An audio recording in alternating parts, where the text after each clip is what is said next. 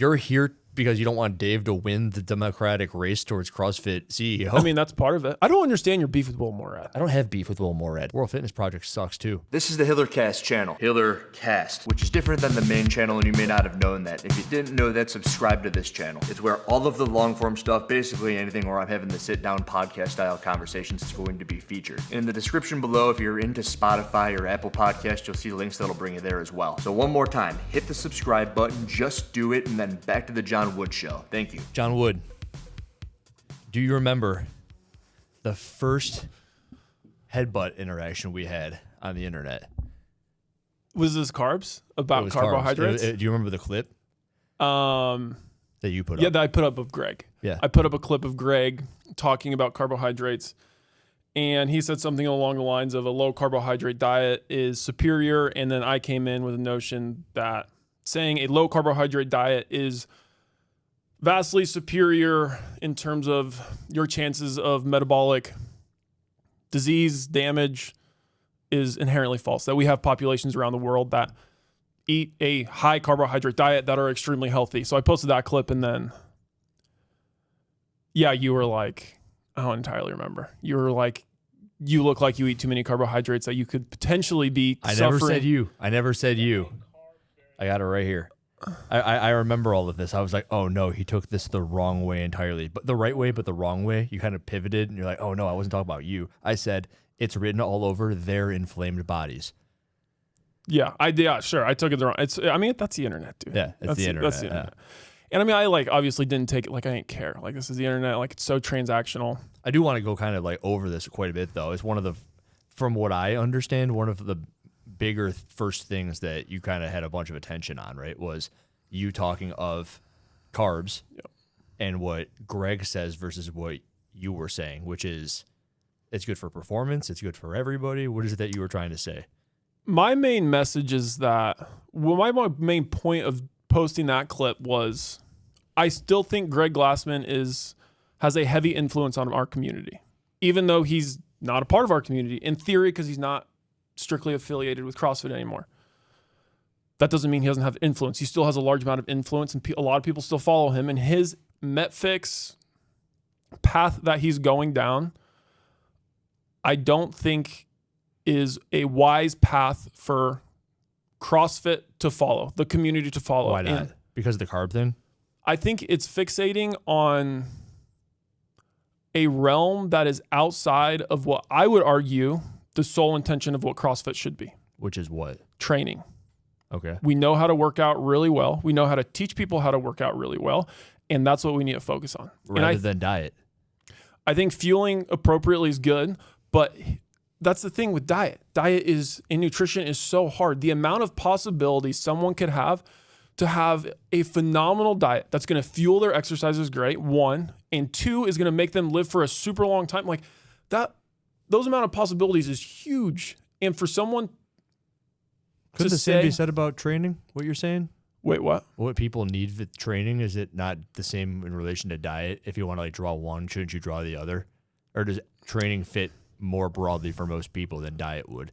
I see what you're asking. You're asking me if we can make conclusions about GPP that people should be doing, can we draw same conclusions about nutrition?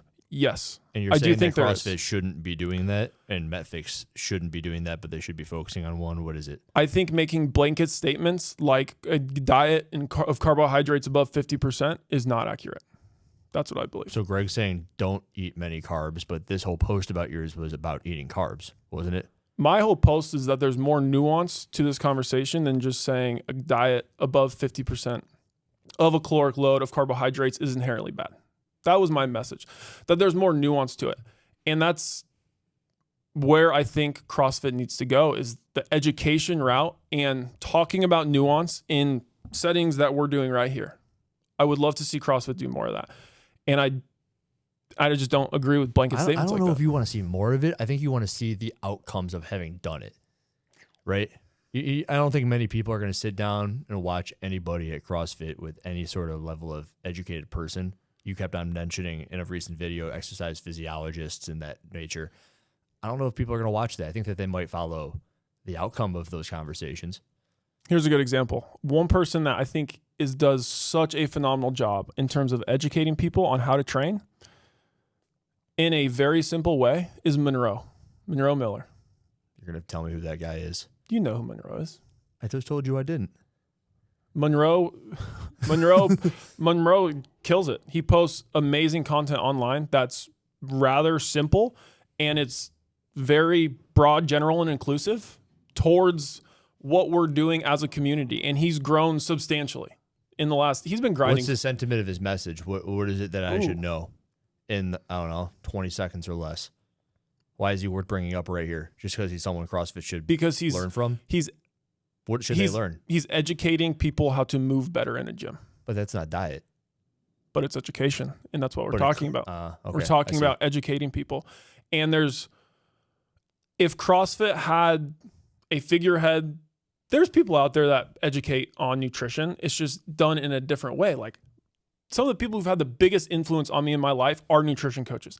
Alan Argon, Jason Phillips, Eric Helms, Rhonda Patrick. There's a long list of them. Like, these people know. Rhonda Patrick's doing stuff at CrossFit, and she's not doing her wall balls to death. I know. I saw you post that. I was like, oh, bless her heart. But it's cool she's doing it. But she knows what she's talking about with nutrition. And like, there's deep levels of nuance to it. I just think CrossFit going down the path of education and talking about nuance, but like, to your point, is you're saying, I don't know if people want to listen to that. And I would disagree with that. I think this landscape of social media is changing. I think more people are wanting to absorb information that they can apply to their lives, and that will positively benefit them. And I think the whole entertainment side is going to stay. People love to see what Jason Hopper's doing on the weekends. But I think the tides are starting to shift, and people want to absorb content that's actually going to help them. And I see that being education in a way like someone Rhonda Patrick's posting and Monroe Miller. And they're both huge. How huge? I mean, Monroe's got 300,000 followers. That's pretty good. Rhonda Patrick is... She got 1 million on Instagram, I think. It sounds about right. I mean, they're big influence, and those people... Rhonda Patrick talks about the nuances with nutrition, and that matters. And I think my clip with Greg, it was overly provocative. I'll admit that. But I just don't agree with the one-size-fits-all approach. Like, one more time, tell me exactly what it is that you interpreted he said there, and then we'll go from there. I'm not saying interpreted. He probably said it. You want me to just play it? Play it. Yeah. With the high carb variant of CrossFit, and I said, you're just going to have diseased people that are fit. And we've seen that phenomenon before. Are we still going to believe this in the year 2026, that carbohydrates are the culprit of disease? That consuming carbohydrates when you're doing very intense exercise is a bad idea? Are there people out there that believe this and buy into it, that advise their athletes to not consume carbohydrates when they're working out really intensely? I mean, I'm asking for help. And if those coaches are out there, please send me this information that you have. That is going to put me in a disease population and the people I train, because I haven't seen it. I would love to hear you out. Slide into my DMs or in the comments. Why were you laughing? And then I have a question for you. Why were you laughing right there? I'm laughing because, like, I'm asking for help, but like, I'm just trying to, wholeheartedly, like, I wasn't asking for help. I fully believe that me as an athlete, when I was competing, consuming 60 grams of carbohydrates. Oh, you did that? A significant amount. Oops. That was a bad idea. I think the function on my metabolism that came at a detriment from competing at a high level is not a function of the amount of carbohydrates I was consuming. I think it was more so the raw volume of training intensely that I was doing and the raw volume of food I was intaking. And it was less a function of the percentage of carbohydrates I was consuming. And that's what he pointed out. The longest living populations in the world consume an insane amount of refined carbohydrates. People in Okinawa, Japan consume an obscene amount of rice. They're one of the longest living populations on earth. They also walk a lot and do other things. And it's factorial is what I'm saying, is that extrapolating on a percentage of carbohydrates in your diet as a blanket statement to a community, I don't think is wise, and I don't think it's accurate. But I was curious what you meant about the 60 grams of carbs in your training. Was it good or bad? The 60%? Oh, you said percent. I thought you said grams. And then I'm like, that's dang near ketosis. Okay, I just heard it wrong. Yeah, I thought you were talking about 60 grams, but you were having 60%. I mean, 60%, that might be inaccurate. I mean... No, tell me what it was first. When you were competitive, you were always consuming an abundant amount of calories, about 60%, correct? Ish. I was consuming... And what was the point you were making of that? Of me consuming 400 to 500 grams of carbohydrates a day. Yeah, you're saying it was a good thing. For fueling, for glycolytic exercises, consuming carbohydrate is good, yes. Okay, that's all I wanted to know about that. And would you say, if you were to take, do you know who Sporty Beth is? No, I've seen this comment, and this is one of those things that's just like, it's over my head. I don't know. I have no idea. So let me give you the down low on Sporty Beth. She is a British woman who is obese. And anybody looking at her would say she's obese. She calls herself fit. And I'm of the camp that I would think that if she were to just jump aboard a lower carbohydrate-based diet, along with doing CrossFit, she would lose weight.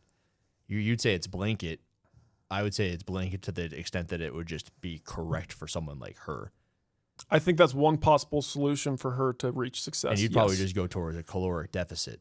That's what I would lean towards, a caloric deficit. But have you ever seen anybody, you're going to love this one, you'll probably hate it. If all I could tell you to do is eat turkey and broccoli, you couldn't get fat. I would tell you good luck. Yeah, but I also think eating turkey and broccoli every day isn't sustainable, and I think someone like... That wasn't the question. But I think someone like Sporty Beth is going to hate her life, and it's not going to be sustainable. But those are the kind of... That's again, not that you're pivoting. I want to know if would she lose weight if all she ate was turkey and broccoli? Yes, she would lose weight. Couldn't sustain 260 pounds body weight at 5'10". She would lose weight, yes, because she's in a calorie deficit. That's one possible solution. When we're talking about nutrition, we have to figure out what is going to be sustainable for her long term that she can sustain. The best advice I've ever heard about nutrition is if you're not willing to make a change forever, don't ever do it. So Sporty Beth, if you're trying to lose weight and if you're not willing to eat turkey and broccoli for the rest of your life, don't do it. Don't do it. You need to figure out something that's going to be sustainable. And that's why, and the truth is like... I don't disagree. Don't get me wrong. I think you're right. I like that. If you're not going to do it forever, don't do it. But it's just, I like taking things to the extreme. And then I imagine like giving her stuff back. It's how you're supposed to do dietary. Are you allergic to peanut butter? I don't know. Well, don't eat it. And it's like, well, I did have a banana and my throat was itchy. It's like, well, was it the peanut butter? Was it the banana? Or was it the peanut butter banana sandwich? You got to like figure it out over time. So if I were Sporty Beth, I'd be like, all right, well, here's a cup of rice with your turkey and broccoli. Yeah. Oh, look, I'm still losing weight. Here's 2 cups of rice. Yeah, I'm all for taking things to the extremes. Like, I think that's a very good way to look and pull truth out of things. I just don't. I mean, here with nutrition, I think it's titrating changes very carefully. Here's 3 cups of rice, and we're at 40%. I mean, I think step 1 would be having her to eat whole foods, which is a great message. That I think that's something CrossFit focuses on a great amount, and I significantly agree with that. We should be eating less fried, processed foods and focus on eating whole foods. And that's a huge message of CrossFit. Is rice a whole food? It's a refined carbohydrate. So no. I think by CrossFit's definition, you should consume very little of that. So potato. That's refined. Or starch. That's a starch. Potatoes are starch. You got sweet potatoes? Sweet potatoes is starch, right? I don't know. I'm pretty sure sweet potatoes is starch. I don't know what it is. I know that when you eat paleo, some starch. People throw down sweet potatoes like it's no one's business. Yeah, it's some starch, so not a lot. And that was my whole... So how do you get carbs? I eat carbohydrates. This is one of those things Whether or not it's refined, you don't care? I'm a horrible example. I don't eat... My food quality is a bad example. I eat a lot of pasta. I'm part noodle, fun fact. That's crazy. I eat so... I don't know if I like that. I went out to Vegas one year with Kiefer and Kyra and Zoe, and I packed noodles. And they thought it was the craziest thing ever. Because, like, if I have my noodles, like, dude, like half a pound of pasta, insane amount of carbohydrates. Yes. But I go into a training session feeling amazing. Ton of energy. Is that the wisest choice in terms of longevity for me to down a half a pound of pasta every day? I wouldn't say it is. But is it going to fuel my performance really well? Yes. But I think that's more a function of the sheer volume I'm needing to consume to fuel my training. I think it's less a function of the pasta. And if I decrease my volume, my overall volume, and the degree of carbohydrates I need in my diet, that half pound naturally would turn into a quarter pound. It would drop. And then at that point, I don't. You're in better shape than I ever was. You, John Wood. Now, you're telling me carbohydrates have a place, and I won't argue that from where I sit. But if I were to go if you and I go to the mall after this, and we just like find the most average looking person, and I'm like, this guy's in great shape. I point at you, and I need you, John, to tell this random person, male or female, don't care, the best thing that they can do to live longer in 20 seconds or less. What's the straw you grasp at? I would first, without knowing anything, you can't ask. No, 20 seconds. I'm like, John. Does this person look like they work out? No, average. Probably like 25% body fat, maybe 5'9". If they're a woman, maybe 5'7". Just like the most average person. And you can't have you just get words, 20 seconds of words. I mean, first off, the way I would advise Timer this person, because they don't work out, is vastly different from that they don't exercise. We don't know they don't work and out. At this we point, don't know they don't exercise. You can't ask them questions. Then I can't answer this question. I have to know. What's Greg supposed to do? That's what I'm asking. Greg has a population of people who do CrossFit that perform the highest intensity exercise regimen known to man. That is a massive differentiating factor. factor. For. They're not going for CrossFit. Who's that? Greg, when he says that sort of thing, he ain't talking to the people who already do CrossFit. I mean, when you own or used to own one of the biggest communities in the world that participates in high intensity exercise, I think when you come out with statements, I think it can be assumed, you could be right. I wrongfully assumed that he was pointing that at the community that he used to own, that he's a big part of. And that absolutely could be false. But this is the important nuance that conversations like this cover is incorrect in that setting, but going to a setting that you're describing that someone might not work out, sure, I could agree with that. I could agree with eating a paleo-based diet would be good for someone who doesn't work out. Then you got to explain what paleo is then. This person doesn't know anything. We know nothing about them. They don't know anything about anything. They're an amoeba. Eat a lot of meat and vegetables, some fruits, little starch. Bingo. I think that's great. I think it's a great diet for someone who doesn't work out. Winner. I would probably make it quicker. I would just say stop eating so many carbs. And they'd be like, what's that? If they said that, I'd say anything that looks like bread. I mean, but like fruit, I think fruit's really good for you. I mean, fruit's got micronutrients that we need. Whenever I would go on my I'm not eating carbs thing or sugar, I would say I'm not eating sugar. And then I'd be eating an apple. My buddies would go, that's sugar. I'm like, I mean, it's fructose, and that's like, I would tie the sugar then to a fiber. I'm like, is it fibrous? Is there something to it? I mean, that whole argument, that whole focus, I think, is losing the point of. Well, people just want to get you. Like people in here, they want to do that. They just want to get you, right? Sugar is not the culprit of everyone's problems. Sugar's not, and I think CrossFit hyperfixating on sugar is not the wisest battle to have. My favorite is Greg Glassman loved Gary Taubes. Gary Taubes was an investigative journalist who did a significant amount of research on sugar, and there was a debate between Gary Taubes and I believe it was Alan Argonne, one of like the speaking authorities in nutrition. They had a debate. Like, go watch the debate and you're like, decide for yourself how you feel about sugar after that debate. It's very clear. Where can I find that?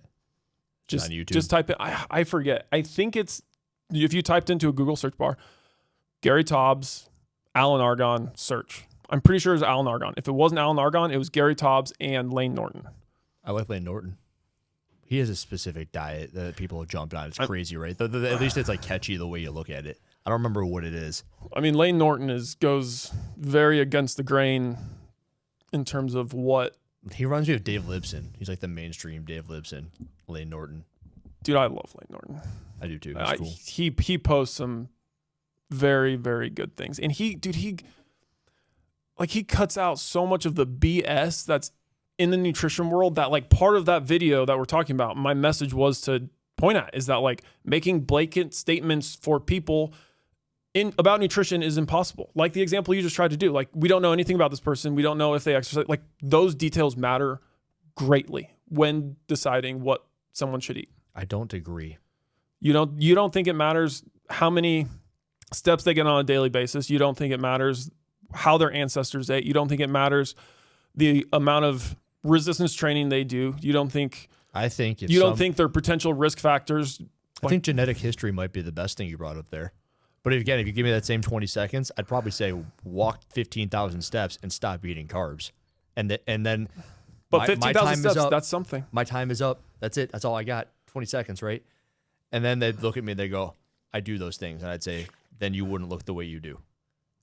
and then my time in the mall is over. I mean, I think you're trying to frame this much lower down and make it super simple. 8 billion people, man. 8 billion. It has to be. I don't think we've cracked the code yet to do that. I like where your brain's at, and I think you're trying to pull meaningful information out. And the amount of meaningful information we can pull out. Walk more, eat less is what I said. It can't be much simpler, and it can't be much. That's not bad. Walk more, eat less. Choosing burn carbs. more calories than you consume. Like there's a lot of research out there that goes to show like eating in a calorie deficit does a whole lot of good for your metabolism. So like what you just said, I could agree with. But if you advise that to someone who is doing very intense exercise all the time, advise what? Walk more, eat less?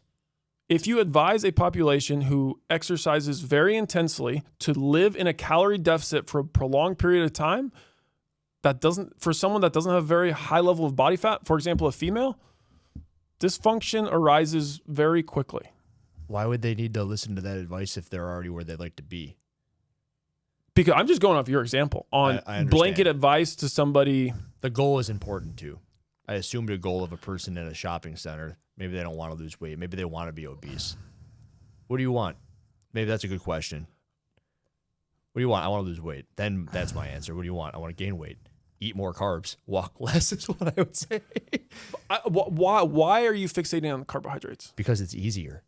Because of what I said about the broccoli and the chicken. It's impossible to overeat broccoli and chicken the way it would be rice. It's easier to say. I don't know if it's easier to do. Which part? Why?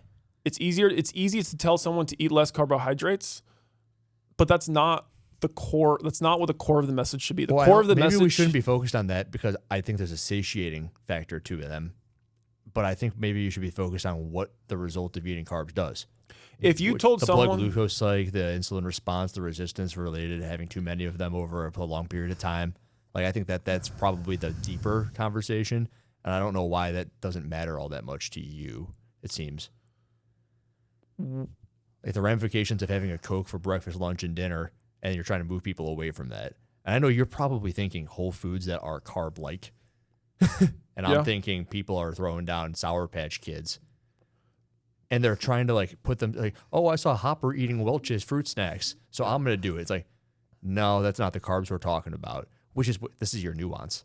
I don't think that's what you meant here, but there's 350 comments on here. That's what they think you're talking about. Oh, it's okay to have crumble cookies like Danny Spiegel. And then I bring up this one, the thing that like, this is where I really want to eat with all this. It's all over their inflamed bodies. And when I say inflamed, you thought acne, but I really just meant water retention. And yeah, acne's kind of a derivative as well. And like Alexis, who's upstairs, she'll talk when she eats too much sugar, she breaks out. And I think a lot of people, high intensity exercise all the time, their body's always fighting. It's like, they're inflamed, they're eating sugar. I mean, as you do glycolytic work, your muscle glycogen stores in your muscles do increase and your muscles do get larger. And cortisol rises. And that's a function of you eating carbohydrates. Yeah. But that's where I go. Let's talk about this. What you just said Please. is where a lot of people in that comment section thought I was hinting at people needing to eat Sour Patch Kids when they work out. That's what we need to talk about. And I had CBG Nutrition on last week, and I asked him this question, and he answered it, I think, I would say very well, and I agreed with his stance on it. Is that when you are eating, when you are training for the CrossFit Games, the amount of calories you need to consume is extremely large. It just is. The demands of eating food is hard. You have to fork to mouth over and over again to a point where you don't want to eat anymore. I saw Dallin Pepper eat 10 tortillas for dinner. Oh, man. That's a lot.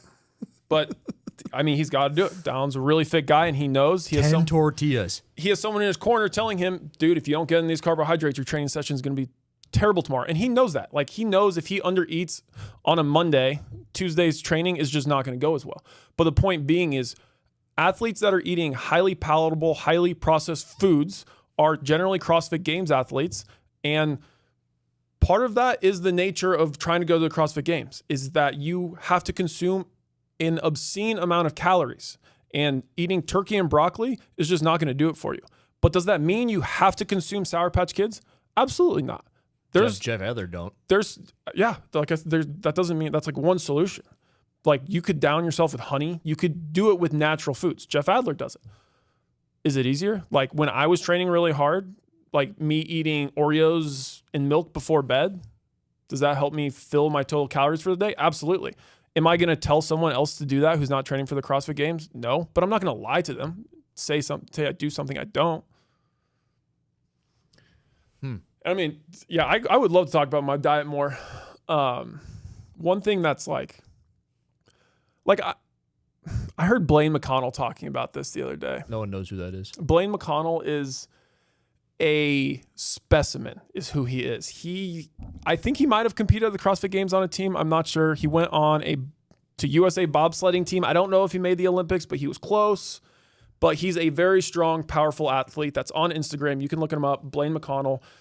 You'll go to his page right away. You know he's insane. He was on a podcast not long ago, and he was talking about how many vegetables he eats. Is it none? It's none. And it's like Richard Sherman. Yeah, I don't know about Richard Sherman. Maybe no, it's the running back. It's the Skittles guy, LaShawn McCoy. Oh, no, you're talking about DK Metcalf. Lynch. DK Metcalf. Maybe him too. All he eats is candy. Yeah. Is what he'll say. And he's a specimen. It's a terrible example for most people. Agree. But we're comparing ourselves to professional athletes here. Yeah, but point being is, eats 10 tortillas. Should I eat 10 tortillas? No, probably not. Well, it depends. Are you trying to compete at the CrossFit Games? Are you trying to fuel for shredded? Okay, then we gotta go down. We're not going to talk about bodybuilding. I don't want to talk about your stuff. Yeah. He was pointing out that he doesn't eat a lot of vegetables, and I was like, dude, me too. I don't eat a lot of vegetables. I'm not saying it's a good thing. I just rarely eat vegetables. Why? Because 1, they're hard to cook. 2, I don't notice a huge difference in my performance when I eat vegetables versus when I don't. Is that smart of me to do? I would probably say not. But what I can say is there's many populations throughout the world that eat little to no vegetables that still do live a long time. This is what I'm getting at, is that there's an endless amount, not an endless, there's multiple solutions to get what you want out of your nutrition. And that's one of them. Like, it's like people in Alaska, I think it's the Inuit, they eat seals. They eat just meat. Like people, I mean, like the carnivore diet. I'm not advising for the carnivore diet. I don't think it's a good thing to do. Liver is generally king. Speaking, I think there's applications of it with people with autoimmune disease that they have profound effects. But for the most part, people should not eat a carnivore diet. Point being is that there's a lot of solutions. I don't eat a lot of vegetables, but I do think making a blanket statement to people, you should eat vegetables, is wise. I do. But personally, now we're doing blanket statements. I just don't eat a lot of vegetables. I mean, let me tell you something. You know what you just told me? What? You like shortcuts. Everyone likes shortcuts. That's damn right they do. That doesn't mean they're good. I think that you can draw direct parallels to what you just said to performance enhancing drugs. And I think that a lot of people, if you've ever done like a keto diet, have you? No, I actually really want to go on one, and I very well see myself going on one in the next couple of years for a prolonged stretch of time, at least 3 months. I did one for 3 months during a wrestling preseason. Like I kind of led into it. It was idiotic. It was mostly for like bodybuilding reasons, and I tried to do it with wrestling training. It was idiotic. It was bad. But I do remember that first sweet potato, how good it tasted, and how awesome I felt after, and how well the training went as a result of it. It was a performance enhancer.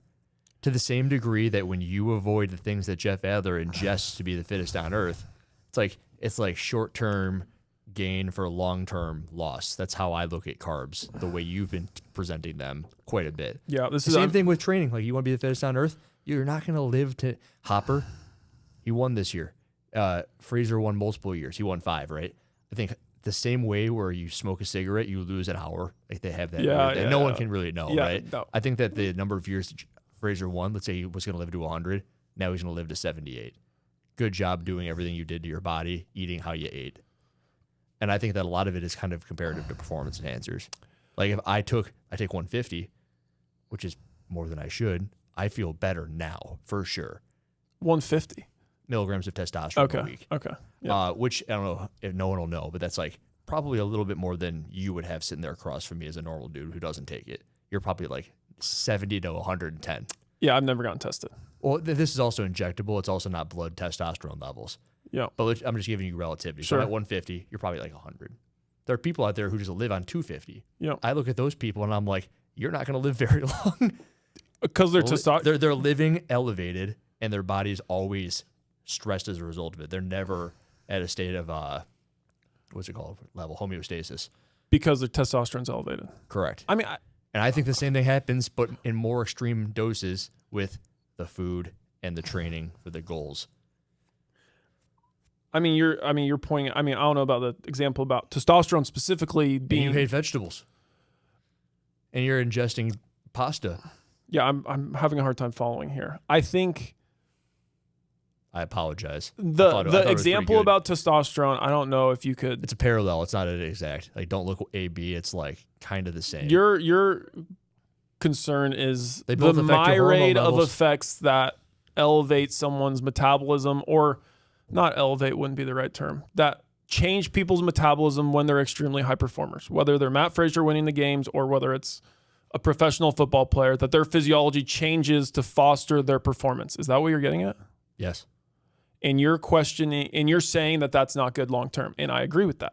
Yes. That hyperfixating, absolutely. Like, and this is something I've talked about a lot, and I've had people give me solutions which are actually kind of interesting, is that defining that. I fully believe that we need to figure out a way to define at what point of working out are you no longer working out for health and longevity, and are you beginning to work out for sport, and where longevity is on the back burner. And that was me for a very long time. People in the NFL, people in the NBA, like, they're going to such a far extreme, and they're going to get different rewards from it, and it's going to be at the sake of their longevity. We don't know all the exact causes of why that happens, but your point to say when you go to an extreme is going to be at the detriment of your health long term, I would greatly agree with. 1 pack of Sour Patch Kids at a time. That's one part of it. Sure it is. I mean, the other part of it would be cortisol coming up, cortisol coming down, cortisol coming up, cortisol coming down. Insulin going up, insulin coming down.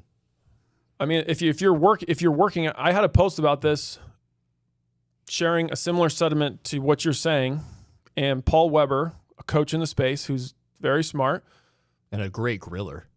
Like, Like, you are? no, Paul Weber. No. Yeah.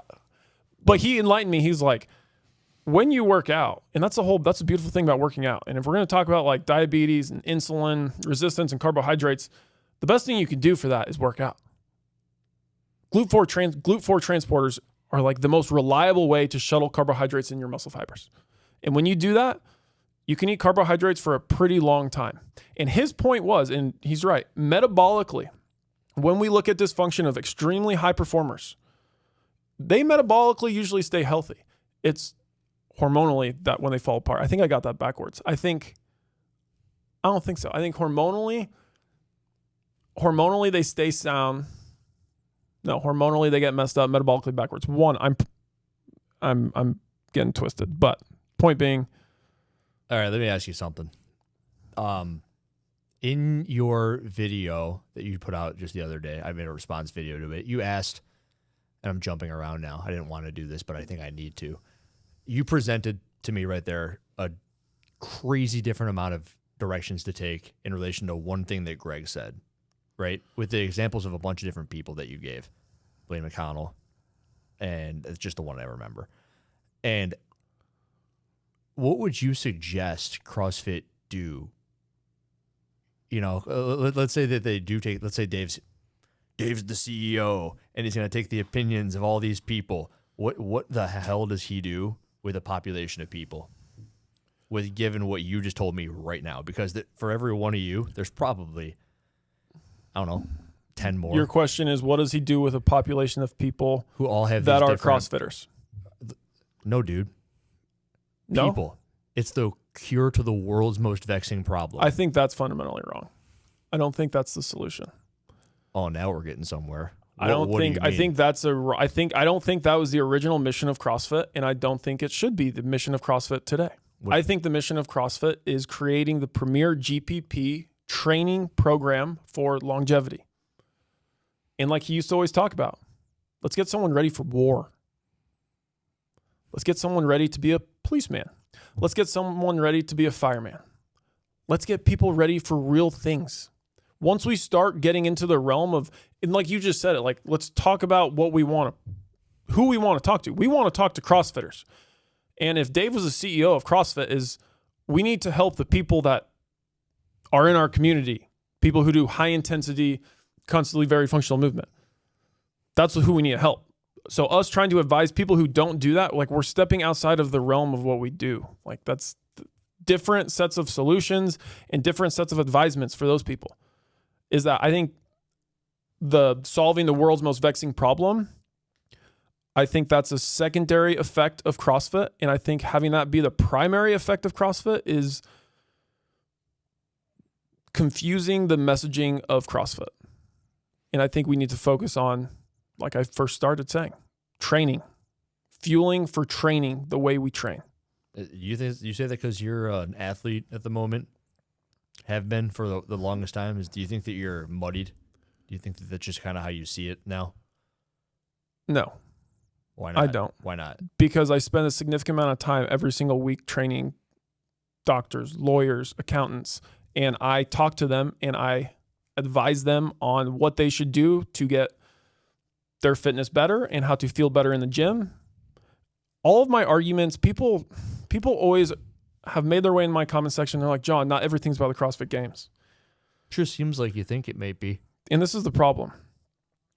If I were to make these posts and just talk about longevity, one, my message isn't going to come across, and it's not going to be as provocative, I guess we could say. It's not going to be as loud of a voice. But if I point at the CrossFit Games and say something is going wrong here, and this is why, so many more people will listen to that. But a lot of my arguments, in my opinion, are way stronger if we could just talk about GPP and longevity of training and longevity of the musculoskeletal system. And this is something that you mentioned in your video yesterday you made about me, and that I've thought about it, for the last 12 hours. This has been the number one thing going through my head, and I still think you're wrong, is that let's go. The CrossFit Games and the community of CrossFit, they're tied together. I think I would love it if you were right. I would love it if your take of saying that they're separate, that someone who walks into a CrossFit gym... No. I didn't say they're separate. Dave is showing us that they're separate. Well, that's wrong. You've been thinking about this wrong for 12 hours then. Okay, but that's fine. Because the way I approached in that video is Dave said, we have the fittest on earth, and also it's an awesome way to make a bunch of money from a whole bunch of people that were just, like, here's some stuff to do. Have fun. Fair. So this would be my message to Dave, trying to act like the CrossFit Games and the community are separate, and they're not, and they never will be. I wish that was not the case, but it's not. You use an example of when you walk into a CrossFit gym, you ask someone who Patrick Vellner is, who Brent Fikowski is. I did, yes. You're right. Most people will not know the top athletes. Do you know who finished third last year at the games on the women's side? On the women's side? Yeah. No. There you go. Keep going. No. Great point. Yeah. But for us to use that... Olivia Kerstetter. Yeah, wow. I would not have guessed. Yeah. I mean, she's a great athlete. For us to use the metric of the entertainment side of CrossFit, for people to be aware of top athletes as a measurement of influence the CrossFit Games has on the community, is not accurate. And here's an example why. So let's say my point is the CrossFit Games has such a heavy, massive influence on the community that it's undeniable. It's absolutely undeniable. Here's one for an example. Let's say a lot of my messaging lately has been that we need to sprint more. We need to do plyometrics more. And that we need to favor this system more than we favor a lot of other things, in my opinion. So let's say the CrossFit Games for the next 3 years, they include sprinting and jumping tests. What do we think is going to happen at the affiliate level? Do we think we're going to see an increased representation of that modality of training that I'm saying? Absolutely, we're going to. Absolutely. And there are undoubtedly affiliates right now already focusing on plyometrics and sprinting to a degree that is amazing, that they should be doing. But to say that the influence of the CrossFit Games isn't large on the community is not accurate. People will always walk into my gym. If they see Jason Hopper and Justin Medeiros doing butterfly chest to bar at the games, there's going to be a part of them that's interested in learning that skill. I agree with you, by the way. You thought that I disagreed. I did thought you disagreed. I'm pointing out the fact that Dave is putting forth things that aren't in alignment with what you and I agree in. Does that make sense? Yeah, I think acting like it does make sense. I know the point that I made about Vellner might have been confusing about that. I'm just saying that You're trying to help his point. They're intertwined, certainly from the method. 2017, you weren't even around yet, or maybe your first year. I started 16. in 2015. Okay. Dumbbells. They released the dumbbells, snatches, burpee box jump over workout, and everywhere in the world sold out of dumbbells because of it. Because Dave's like, hey, we got dumbbells. That's a games thing. The Open is the community event. But then they'll also say, it's the first step of the games. And we showed, hey, maybe it's a good point to his. We showed them the dumbbell. They got the dumbbell. Now everyone's doing dumbbell stuff. But it also is a good point to you, which is show us a jump. Oh, gosh. Show us a jump.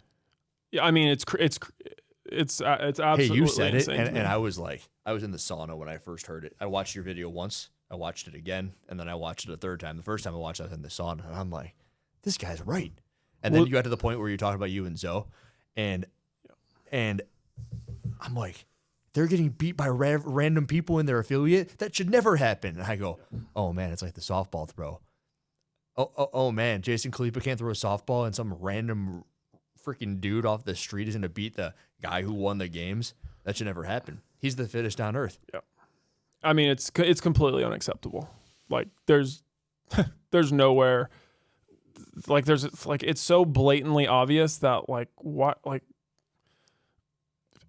I don't know where you want me to start skinning this cat, but it's awful on so many levels. The fact that we're not testing sprinting and jumping, and there's well, John, to be totally fair, you never really have in the Open. True or untrue? To the degree that you want it. We have never tested in the Open, and I think that's at the detriment of our fitness. And I think it's at the detriment of the CrossFit's mission and goal to be the premier GPP training program, and for us to be missing the most basic elements of our capacity as a human being. Like, come on. I self-impose sometimes what fitness is, because if you just look at what fitness is adjacent to CrossFit, which is the formula for fitness. You move this weight here, you do X amount of weights here quicker, you do it for time, you do it for load, whatever, right? Like what you just said, that's a fitness formula. What you just said, though, is the bug in the system. Well, hold up. I got a point. I got to close up. Adjacent to what Greg defined it as at one point, and people want to say constant, very functional movements, all this stuff, broad time, little domains. Over here, what it was before was survival. Did you like how I had the example of the tree? I'm like, imagine a tree is falling and you are the fittest person on earth, and because you haven't moved laterally your entire time as the fittest on earth, you tear your Achilles tendon trying to move adjacent. You're right. I thought it was the craziest thing. I'm like, wow. You're absolutely right. Yeah. I mean, what you just said is like, we have this over here, the definitions of how we perceive fitness, in which it's largely correct. But then we have this over here is that, like, if you're in nature and there's a branch falling down, you got to use your phosphagen system real quick to get out of the way. And that's in nature. The P word. Phosphagen system. The P PCR. word. Yeah. Define what that is real quick, and do your best to keep it tight. the phosphagen system? What is that? The phosphagen system is your body's fuel substrate to produce power in the shortest time domains that we have. Okay. So people can think about like punching, like a one punch somebody. Yep. You're sitting here, right here, someone watching this.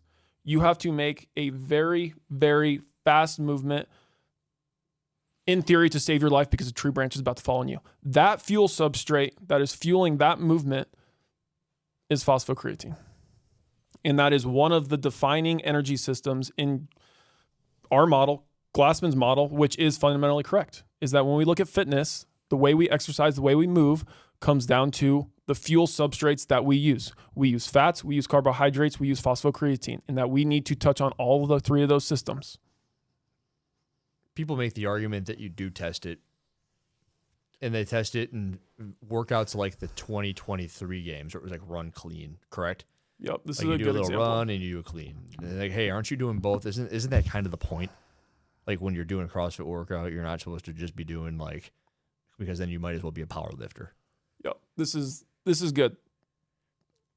In that event, they were doing heavy cleans, ascending weight, I think, or descending reps, something along the lines. They would do a clean, they'd go run a 200-meter run. And this is the best argument to go against what I'm saying. What I'm saying is that we need a better data point on the true representation of this system. When you're doing cleans, heavy, in the middle of a workout, 5 to 6 minutes, is phosphocreatine being used? Yes, you are using phosphocreatine when you're lifting a heavy barbell. I can acknowledge that. You go run a 200 meters like they did at the games. They get back to that barbell. Are they using phosphocreatine again? Yes. The levels are diminishing though. Phosphocreatine, think of it like a gas tank. You use a little bit, it goes down. You go run, it stays where it's at. It goes down. And people message me acting like I know nothing about energy systems, which I definitely could know more. And there's a lot of people out there that know more than me, but I know enough that what we're doing is incorrect. And this is why. Is that test at the games of doing heavy cleans and then going into a run, and that whole school of thought of testing the phosphagen system in a mixed model setting when other systems are at work. Because when you go for over 10 seconds, other fuel substrates start being used. You start using carbohydrates and you start using fat some. But you get back to that barbell, and even when you're running, phosphocreatine could be using some. You're going to have to let me go here for a second. When you are trying to get a data point on how well you can use phosphocreatine, a few things come into play. As you go out on the run, we have to ask, is that system regenerating? What is the resynthesis process of phosphocreatine looking like? Because if we're wanting to emphasize the phosphagen system, we want to see its expression at its fullest when the gas tank is full. So what causes the phosphagen system to regenerate? And how fast does it regenerate? Because if you typed into a Google search bar right now, how long it lasts, it's going to tell you about 10 seconds. So why is CrossFit testing it in a 5 to 6 minute setting? I'm saying that's incorrect. And this is why. Is you use that phosphagen system on that barbell. You go out on that run. And could it be resynthesizing to some degree? Yes. That is dependent on time. More time you have, the more it resynthesizes. If you do a 40-meter sprint, you rest 2 minutes, you can replicate that same effort to a fairly high degree. If you run a 40-meter sprint, you rest 30 seconds, you're not going to be able to replicate it to as high of a degree. It's a function of time. The next thing it's a function of is the level of aerobic capacity you have, how well you burn fats. If that maturity level is higher on you, that system regenerates quicker. The third thing, and the most profound argument about why we're doing it and why it's wrong, is when you go out on that 200-meter run, you now enter a glycolytic setting. When you are in a glycolytic setting, on the level of a muscle fiber, the level of acidity in the muscle fiber greatly decreases. What is glycolytic setting? Glycolytic setting, you're burning carbohydrates. It's intense. Your heart rate's up. You're breathing hard. 10 tortillas. Yep. Those Okay. 10 tortillas are at work. All right. In a CrossFit setting, 5 to 6 minute workout, you just use your phosphagen system. You're now running. You enter into, we'll say, a glycolytic system.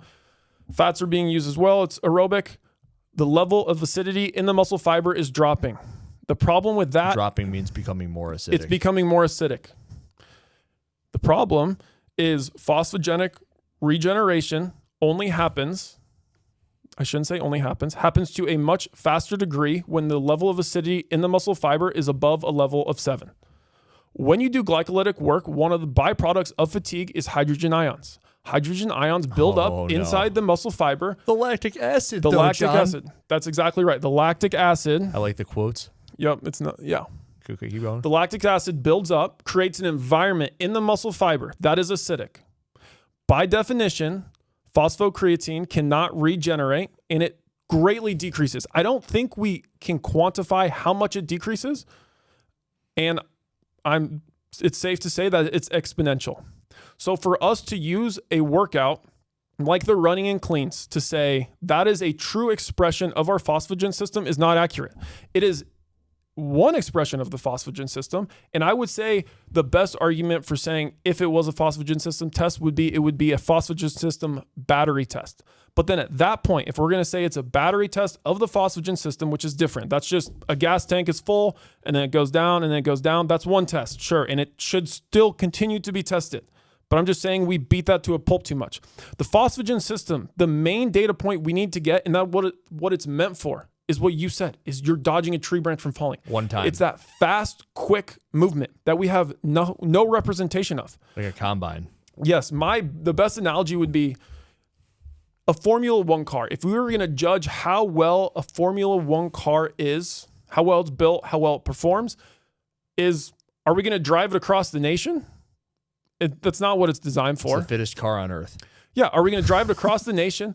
Or are we going to flex that F1 car on some wild F1 circuit? We're going to put it on an F1 circuit. Driving across the nation, I mean, that's like one test and one data point that we could get, but that's not a true representation of what the system is for. And in nature, we greatly care about dodging the tree branch that's about to fall on our head.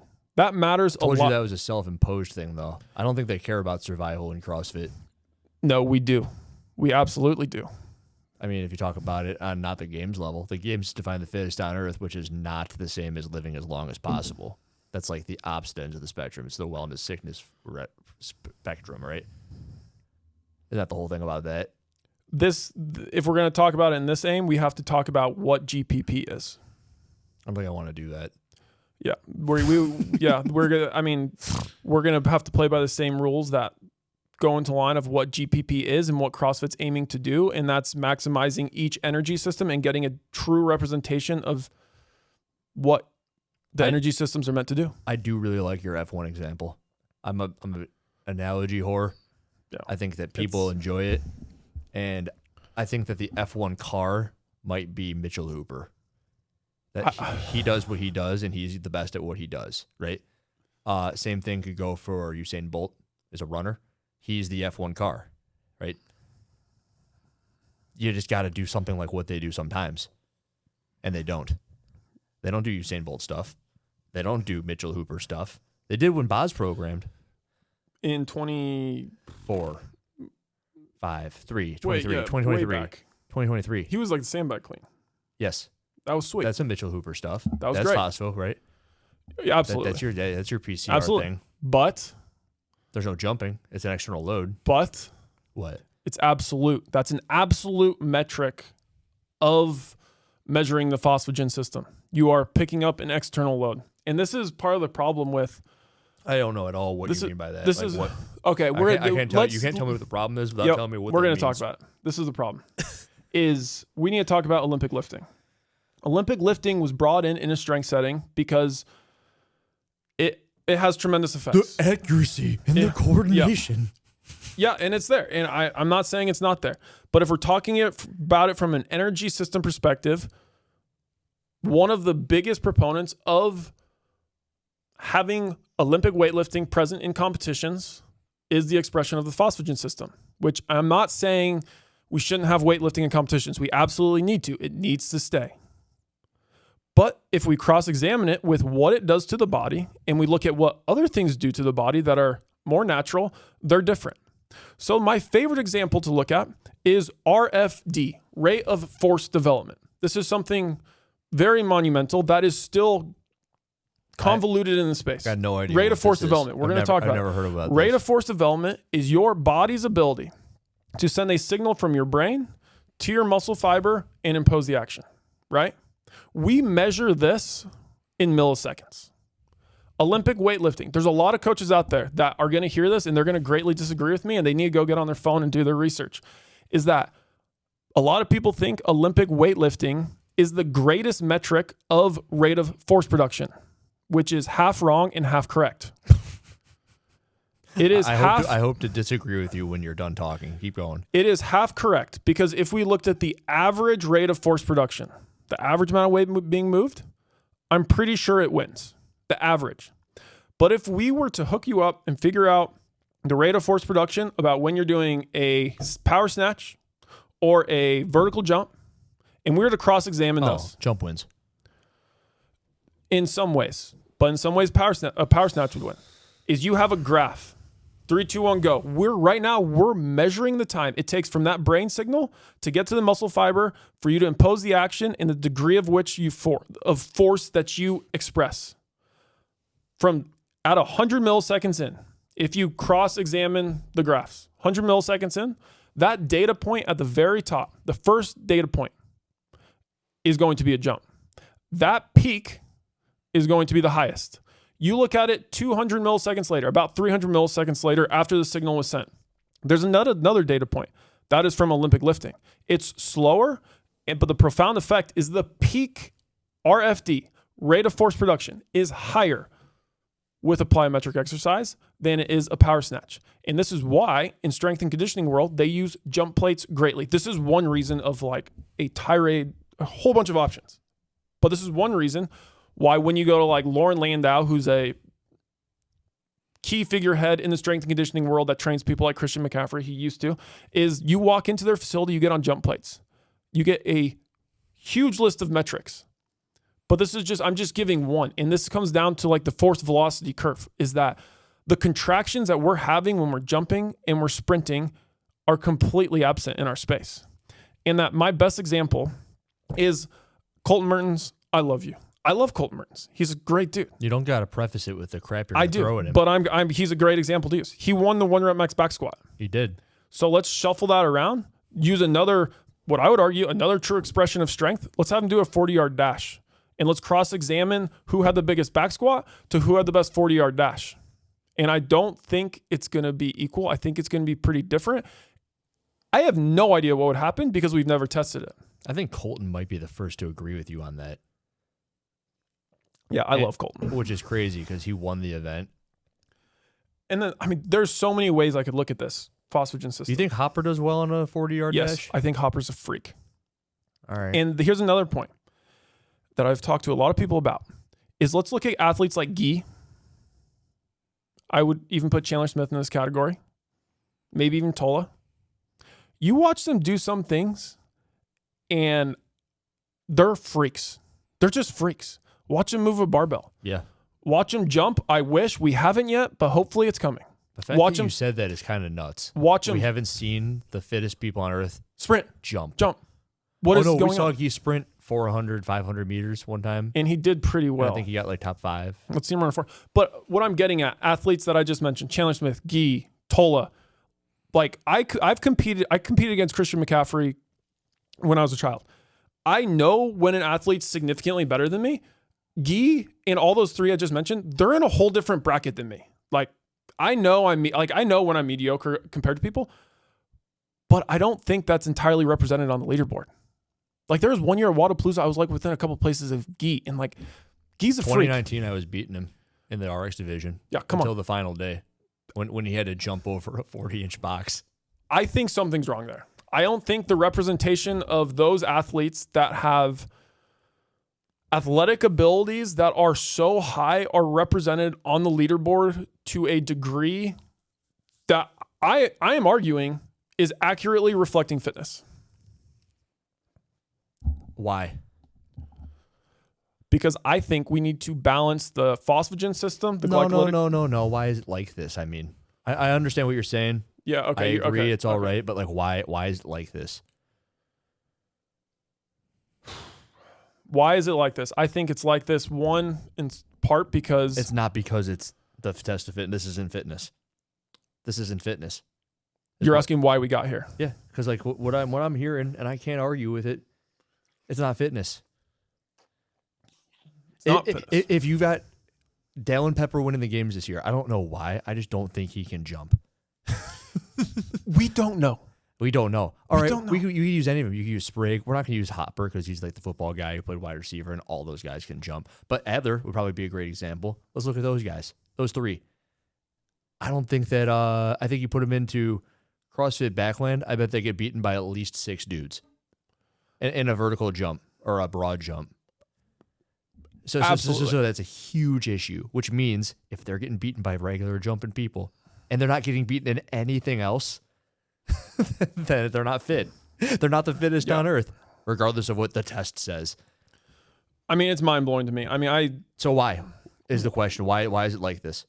I think why, because it goes back to what we started with, is that the mission of CrossFit, I think, left many years ago on trying to create a premier GPP program.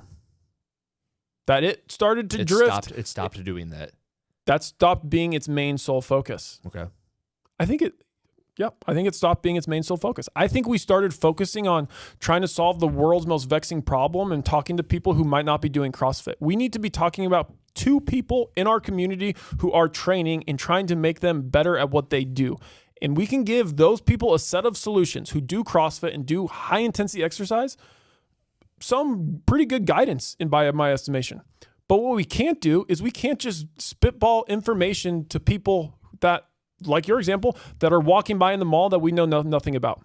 The devil's in the details. We have to know what they're doing. And with our community, we know we're working out pretty dang hard, and there's some things we could tell them. So why have we not been testing this? Is because I don't think we're interested anymore, as much as we should be, in figuring out what fitness actually is and what it means. Hey, man, to the same degree that you're saying things like the devil's in the details and you have to take into account what people are wanting and going, you keep on saying talk to your people and figure it out for your people. I disagree. I think that anyone on the planet should look at Jason Hopper, James Sprague of the year previous, Jeff Adler of the year previous, and know that they're fitter than every other single freaking person, or it's not the test of fitness. By an eyeball test. Have him do anything. Bring out Jeff Adler 2023 to have him go do something with Tyson. Tyson shouldn't beat him. Agree. In a test. Agree. Easy. And it should be that's not necessarily sorry, true. Like maybe Tyson throwing footballs. But Tyson's in the NFL. So what? Because he's the best at what he does. So maybe you're thinking like a so D2. What? Tyson's in the NFL. He's very athletic. His phosphagen system expression in any test we could have would be very mature and most likely far developed than most CrossFit Games athletes. Similar to like a sprinter in the Olympics. Yep. Okay. I understand what you mean.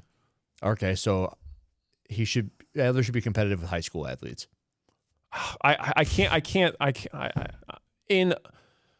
Or if he's not, there should damn well be testing to make them want to become at least the level of the high school athlete. I had someone message me in the best example. But the fact that Adler can't, Ricky runs a 4:56 mile at the games in 2024, and everyone's like, oh, and I'm like, that bro should be running like a 4:32 mile, and then all of a sudden now we're talking 14-year-old.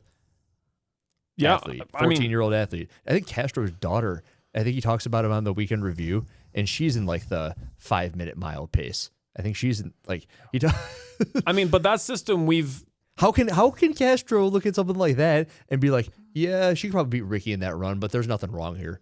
I just don't think there's an immense amount of thought going into it, and there might be, but if there is, it's with the same few people in HQ having conversations. That's the why. I asked you why. That's the why. I don't think they're being receptive to feedback and criticism. Like some of the things I said, like if my analysis of the phosphagen system regeneration on an acidic level in the muscle fiber is incorrect, people are going to let me know. And if I'm wrong, I'm wrong. If the phosphagen system greatly regenerates in an acidic environment, in a glycolytic setting, like I said, to my knowledge, I don't think it does. If someone goes and brings me evidence to say, no, dude, you're wrong, the phosphagen system can completely regenerate, and then we can see a full, true expression of what it's like in a workout, I would be like, okay, I'm wrong.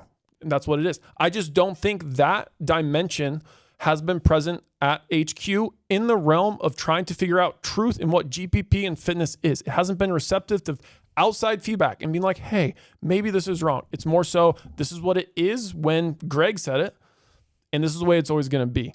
But that's my biggest grievance. Is one of my last posts is when I was comparing previous games workouts. You might disagree with how I measured time output and whatever, but we can all agree that the tests at the games in the last several years has changed from 2020 to now. And then if we go back to 2010 to 2016, they were different. And at the very... Don't touch that as much. Sorry. It's okay. Sorry. It's okay. I like the overzealousness, but I'm like, I wonder how much that's feeding back. At the very least, we can agree upon that testing fitness has changed. Yeah, I agree. Yeah, totally. Yeah, I think everyone watching this can agree. Testing fitness has changed. For the worse. But then that's the thing is like, I agree with you. I think it's gone. I think we're so in the weeds right now. And then when you tell the guy writing the workouts that it's worse, all you hear is excuse A, B, C, D, E, F, G. I could do the whole alphabet. And the pegboards weren't slippery. It's just not being receptive to feedback. It's not being receptive to logic. It's not being receptive to the advancement of what we understand GPP and fitness to be. That's what I believe it is. Because I would like to see... Here's the deal. World Fitness Project sucks too. They all suck. There's a bug in the entire system. There's a bug in the entire system. So people will hear this and they'll be like, if you're so good, why don't you do it? You've never done it. How can you say anything? I'm like, I really don't see much, but I've seen, and you brought up 2020. That was a great season. The whole season. They did like the freestanding handstand holding a box as one of the tests for the CrossFit Games, right? That was cool. Hey, that's a great workout. I'm not saying that's your PCR test, but I'm saying you don't see anything like that modern day. If there was nothing like that for how many years? But it was part of the qualification and part of the CrossFit Games of 2020. Yeah, I agree. I mean, I shouldn't say... Wasn't there like that bike to work event was very interesting at the games that was year? Great. That was great. And dude, that's great. And let me go back before I say this. I shouldn't say the entire system sucks. Bike to work, but I'm not saying it's a wrong event. It's the rope climb bike workout. And it's different. Yeah, it is different. I shouldn't say the entire system sucks. I just think there's a bug in the system that I'm trying to talk about that needs to be discussed, and that's what we're trying to do. As for your bike to work, is that when they went over the logs? It's not the name. It's not. No. That was Happy Star with the thrusters. No, I thought you were talking about the actual biking event when they were on a bicycle. No, that was like cyclocross. Okay, that's what I thought you were talking about. And I think that representation is, and that gets back to Mason's point about there being an overabundance of machines at the highest level, which before we started this podcast, I said me and him come to similar conclusions. John, you want to know what I thought about? Okay, sorry. We come to similar conclusions with vastly different logic. I think the representation of absolute output at the CrossFit Games testing is far too high. We sit on a machine. Your body weight doesn't matter. All kinds of machines. So often. When you're in nature, when you're on a bike, you're moving your own body weight through space. When you're rowing a boat, you're moving your body weight through the water. There is not as much of a representation for your own body weight. And this is one of many reasons why athletes continue to get bigger. That's one of many. That's a good reason. There's more reasons than that, but that's one. I want to know the other reasons. But before we get to those reasons, I want to ask you what Jason Hopper's 20-minute watt bike test is. Like output on it. Do you know? No. I do not know. Everybody knew. I do not know. Dude, I see... Do you know what yours is? 20 minutes on the bike? No, I don't know. Concept Honestly, I am so discouraged by that because I'll see like what some people post, and I'm just like, and I have a reason why I am letting myself feel bad about myself. Is I'll see people post numbers, like I'll see people doing sets at like 300 watts, and I'm like, oh my gosh. And so long ago, I would see people posting things, and I'm just like, I cannot do that. Like, there's no way I can do that. And the reason why I let myself feel bad for myself, and it's probably wrongfully so, is that I train at altitude. I'm 5,000 feet up, and aerobic thresholds are different. You got to move, dude. I could move, and that I could. We got a room. I'm slightly disadvantaged training at altitude in some ways. In some ways, it helps me. But if we're just talking about like pure aerobic output like a watt test on a machine, it's different at altitude. So when I am reluctant to answer your question on what my watt score would be, it's just because like It's because it's 220. Mine's bad, dude. If I did it, It can't be 220. I don't know what it is. It's definitely above 220. I don't know what it is. Mine's not good. I've done 274. See, dude, doing that in Denver, that would be good. Well, I did it here. Okay, doing it in Denver would be good, or that system is just extremely underdeveloped in myself, which it definitely partially is. Man, they tested. So here's where I was going with it. They tested it at Ethics, which I don't know if you know what that is, but it's that new fitness thing, and everyone was doing it. They've also tested it at Dubai, and Roman's got a very good one as well. But also the numbers of people that were winning it or excelling were like approaching 400 at either of them. For some reason, Ethics was worse. Maybe it's because it was deeper in the competition. Maybe it's because they had to do an event right after it. But if I recall, like 350 is a great score for a dude. You'd be in the top 10.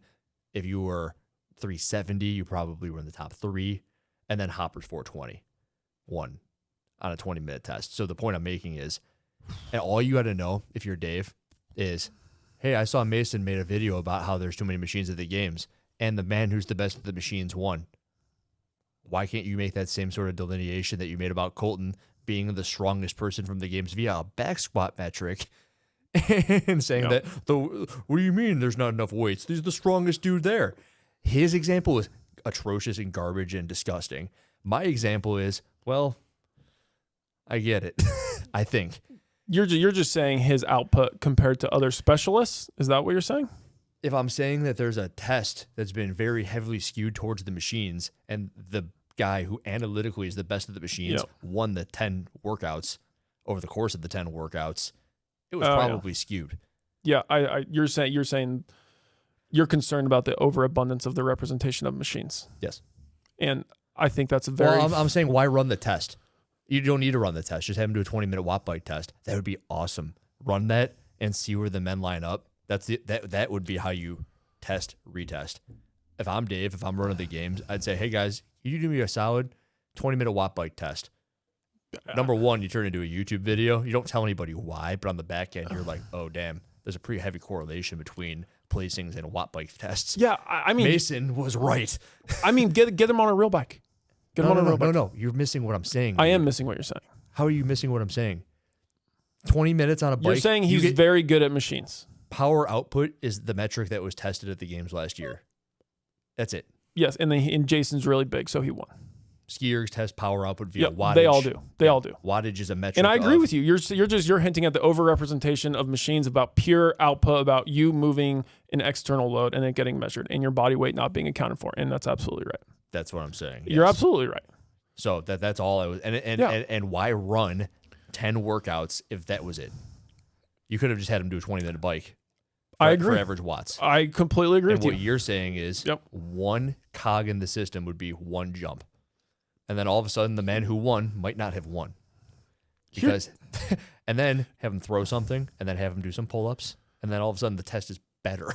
So here you go. You just said last year, I believe, you were like, last year was so power output focused. Sure. Yes, exactly. I think that's fair. Here's an analogy for you. Hey, dude, your PCR thing, that's power output too, but it's different. It's completely different. You're right. You're saying the testing, how we're testing, is just getting too uniform. And I agree with you. And I'm not saying that. You're saying we're testing the same thing over and over again.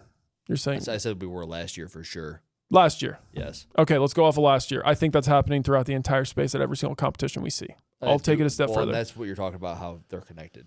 So yes, I agree with that too. I think it's not just last year at the games. I think this has been happening for a long time. This is why when new workouts come out, I'm just not that excited to look at them like I used to be. Like I feel like I know what I'm going to see. Like when all these semifinal workouts come out, it's going to be something heavy with something monostructural. There's going to be ascending rep schemes. It might be moderately heavy. Here's my analogy for you.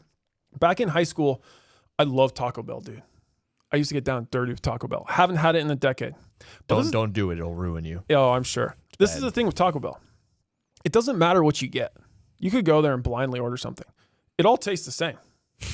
And that's where these workouts are getting, is all of them are just like morphing into like the same kind of test. And that's like goes to your argument, which I agree upon, is that Phenomenal analogy. We're not getting data points that are showing true representations of the systems. And that's why the hill I have been dying on social media is this data point that we have to be getting in sprinting and jumping. Taco Bell introduces a double cheeseburger. Yeah, then That's what it needs. I mean, no one would get it, but that's what it needs. But here you go. The same people are making that hamburger as the same people are writing the workouts at HQ, is that if there's no new thought, no new ingredients that go into that burger, I bet it tastes the exact same. They made it with ground beef and cheese. There would have to be like a cross in like the logistical chain that all of a sudden Chipotle's ingredients gets shipped to Taco Bell, and then you're getting like some ingredients from Chipotle into your Taco Bell order. And then at that point, You know Pat Sherwood, yeah? yeah, where is he? I feel like he's kind of, Linchpin man. yeah.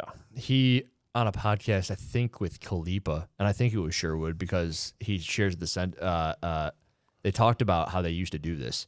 Like part of the methodology at one point was if someone shows us how to do something better, we'll use it. We hope to find it. I haven't seen that in a long time. Dude. And High Rocks is a great example. Not that it's better, but definitely should be like. What you just said is so important. And I've been rewatching Greg Glassman lectures in the past couple of weeks, just because like I'm talking about this stuff and I'm trying to like shed light on things that I think matter in our space. And Greg had such an attitude for what you just said about being open and receptive to new ideas. And it's apparent, like go watch his lectures from over a decade ago. And he's all on board with, if there's new ideas, bring them to me right now and we need to implement them. And that culture, I feel, That's where John Wellborn came from. Not Blaine McConnell, the Blair, who's the running man? I don't know. There's a guy who ran CrossFit Endurance. He was a running guy. There was striking. There was mobility. Kelly Starrett. Yeah. There was all of it. There's a lot of them. And now we have the level 4. Yeah, and I don't know what that is. No one knows what it is. No one knows what it is. But it's sold out.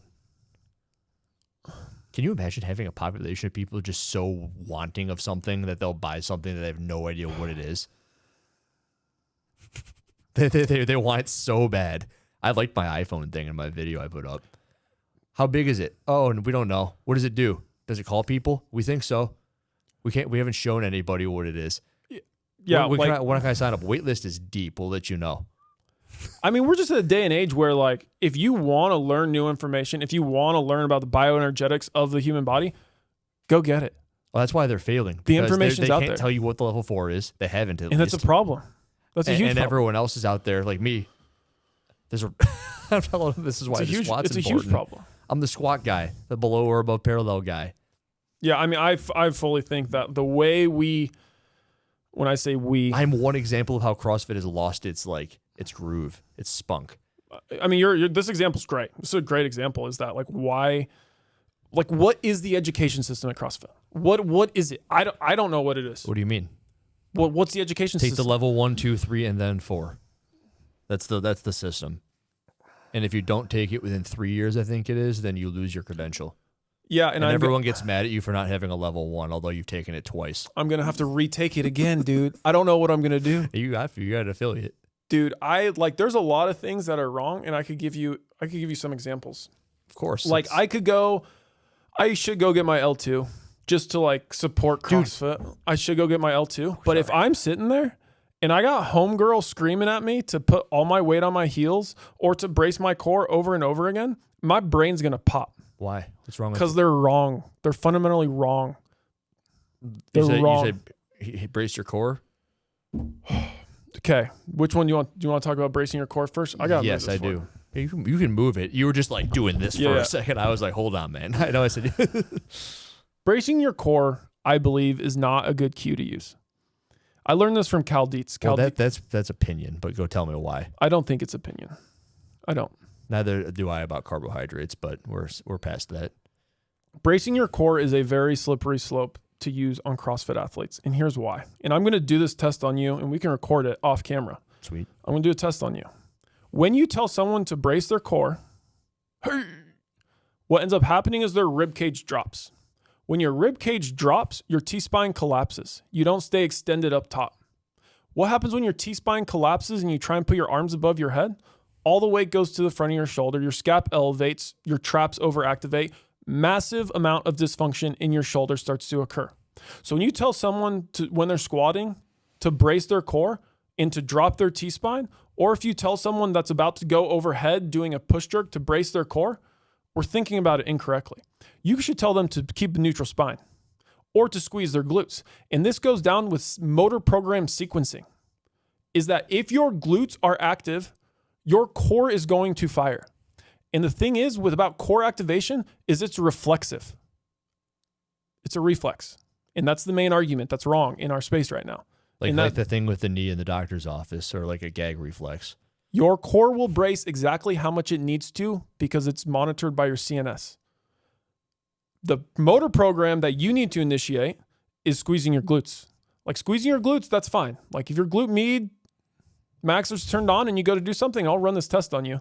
And you're going to fail it, I bet. No, I pass every test. All right, we'll see it.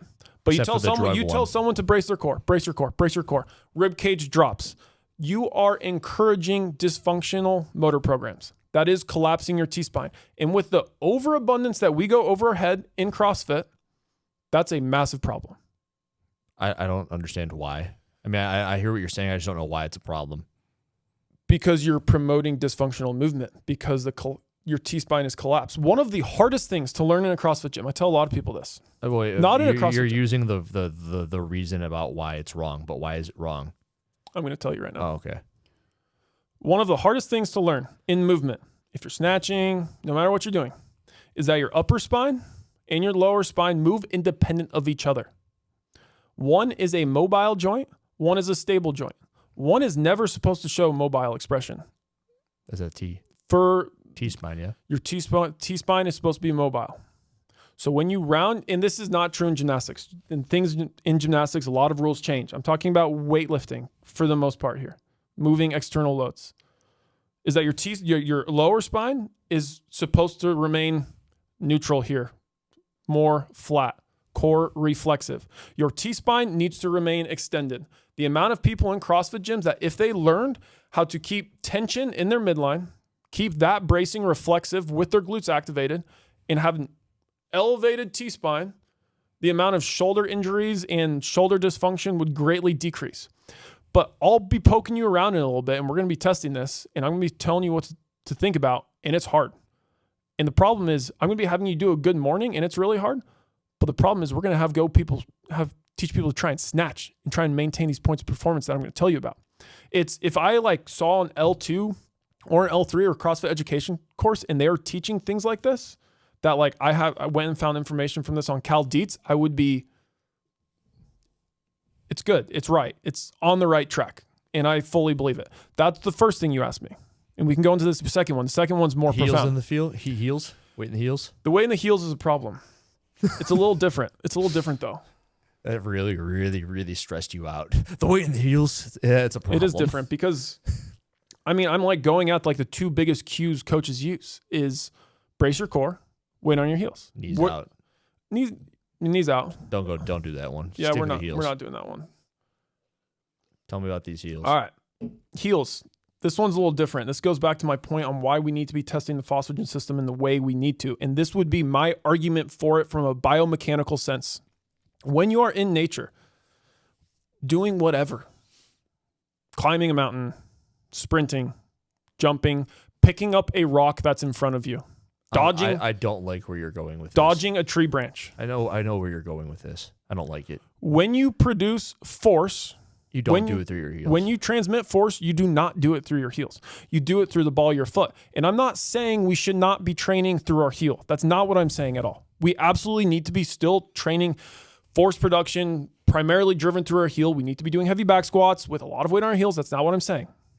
I'm saying that biomechanically, in nature, we are used to and we evolved with producing a lot of force, a significant amount of force, with force production transmitting through the ball of our foot. And the problem with that is CrossFitters end up having a very dysfunctioning foot when they're transmitting force doing whatever they're doing, because coaches are like, weight on your heels, which is partially right. There needs to be some weight on your heels when you're doing a dumbbell snatch, but you also need weight on the front of your foot. And I see CrossFitters all the time that come into the gym, their toes, like their ball of their foot's like completely off the ground. And that's just wrong. All your weight should not be on your heels. You need to have weight on the front of your foot and on your heels. And that just creates more dysfunction. If you're only driving through your heels, you do not have weight on the front of your foot. And if we can emphasize getting data points at a high level competition, transmitting force, the way I'm saying, that's from the front of your foot, doing a broad jump, doing a vertical jump, doing a sprint, doing a 3-cone drill, all of these things. Why do you think somebody in a level 2 would tell you to put your weight in your heels? Because they end up in my comments section telling me that. Oh, you're in your toes when you squat? I'm a little toesy. Yeah, I'm a little toesy. Those are just like the 2 biggest cues that we use. And like, I'm coming here and I'm saying those cues need to be used softly. Do you have pressure in your heel as you squat and you are also in your toes and people are telling you to be in your heel? I absolutely have weight on my heel when I squat. Would you say it's about a third of the overall weight in your body would be in your heel? If you had to, honestly, I would say my representation of distribution of weight would be, I'm probably more toesy. I'm probably more 60-40. I'm not saying that's correct. I'm not even looking at it like that. I'm not saying that's correct. As if there's like three sections of your foot. Yeah, back, side. I think it's like a pizza, and there's like 33% in the heel, 33 in the pinky, towards the pinky, 33 towards the big toe. So it's more like what you're saying, like 60-40, but it's like 66-33. And I also think that you should crank that big toe into the floor. If you can crank your big toe into the floor, and here's another really cool test. If you want to see how well you're using your feet when you squat, take your shoes off, load up a barbell. You don't have to do it super heavy. 40%, 50%, not heavy. As you squat down, and this is what Cal Dietz will do with his athletes. As you squat down, barbells on your back, toes are off the ground. You're going to get instant feedback on if your arch is active right away. Well, I'll run this test on you too. Okay. As you squat down, toes up, barbells on your back. And what are we looking for? Maintaining your arch. A lot of people struggle. I struggle with one side. Zoe struggled with one side. A lot of people I tested at my gym just absolutely failed. It's about why this is all important. Because this is movement. This is movement. This is the fundamentals. And then you're telling me all this because you don't want to go get your level 2 if they're giving you incorrect information. Is that what I'm hearing? I'm not saying I wouldn't say incorrect information. I would say I want to be having, when I listen to Cal Dietz talk, when I listen to Mark Cullen, he really knows what he's talking about. When I listen to those people talk, I get so much value, like people who are experts in their field. And this is what I came back to, said earlier, is that if you want the information, it's out there.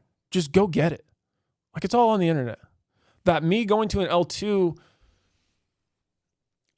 I just don't know if I would selfishly get the same level of value that I would listening to some of those people, or talking with people, or having someone on my podcast that I'm like a professor in Europe that keeps like commenting on my things, that says he needs to tell me something and he can provide insight, that's a PhD in Europe. Like, I feel like my time was better spent with that. But to defend CrossFit is like, how would they set up an education system, if that's where you're going at, if I'm having a hard time extrapolating value out of it? Is that kind of your question? I think your original thing was, what is it? And I said 1, 2, 3, 4. And then we got into like, why do a level 2 if I disagree with the information being given? And I already took it. So I'm going there simply as like a badge of honor to say, hey, I can still be an affiliate. Thanks a lot, Downfall, for the record. That's a Downfall thing. They tied the level 2 in the 4,500 into. I mean, the level 2, there will be people saying this, that it's all coaching based, and it's not your own movement. It's not your own movement. And could I go to a little L2 and like be a better coach and learn how to communicate with people better? Probably. But at the same time, what is the level 3? No idea. What is the level 4? Dude, I have no idea. Like, how do you find out? why, here you go. Why isn't the education system, like I explained earlier, Monroe Miller, amazing influencer on the internet and resource for people who do CrossFit. Wad Science, someone in Europe who goes deeper.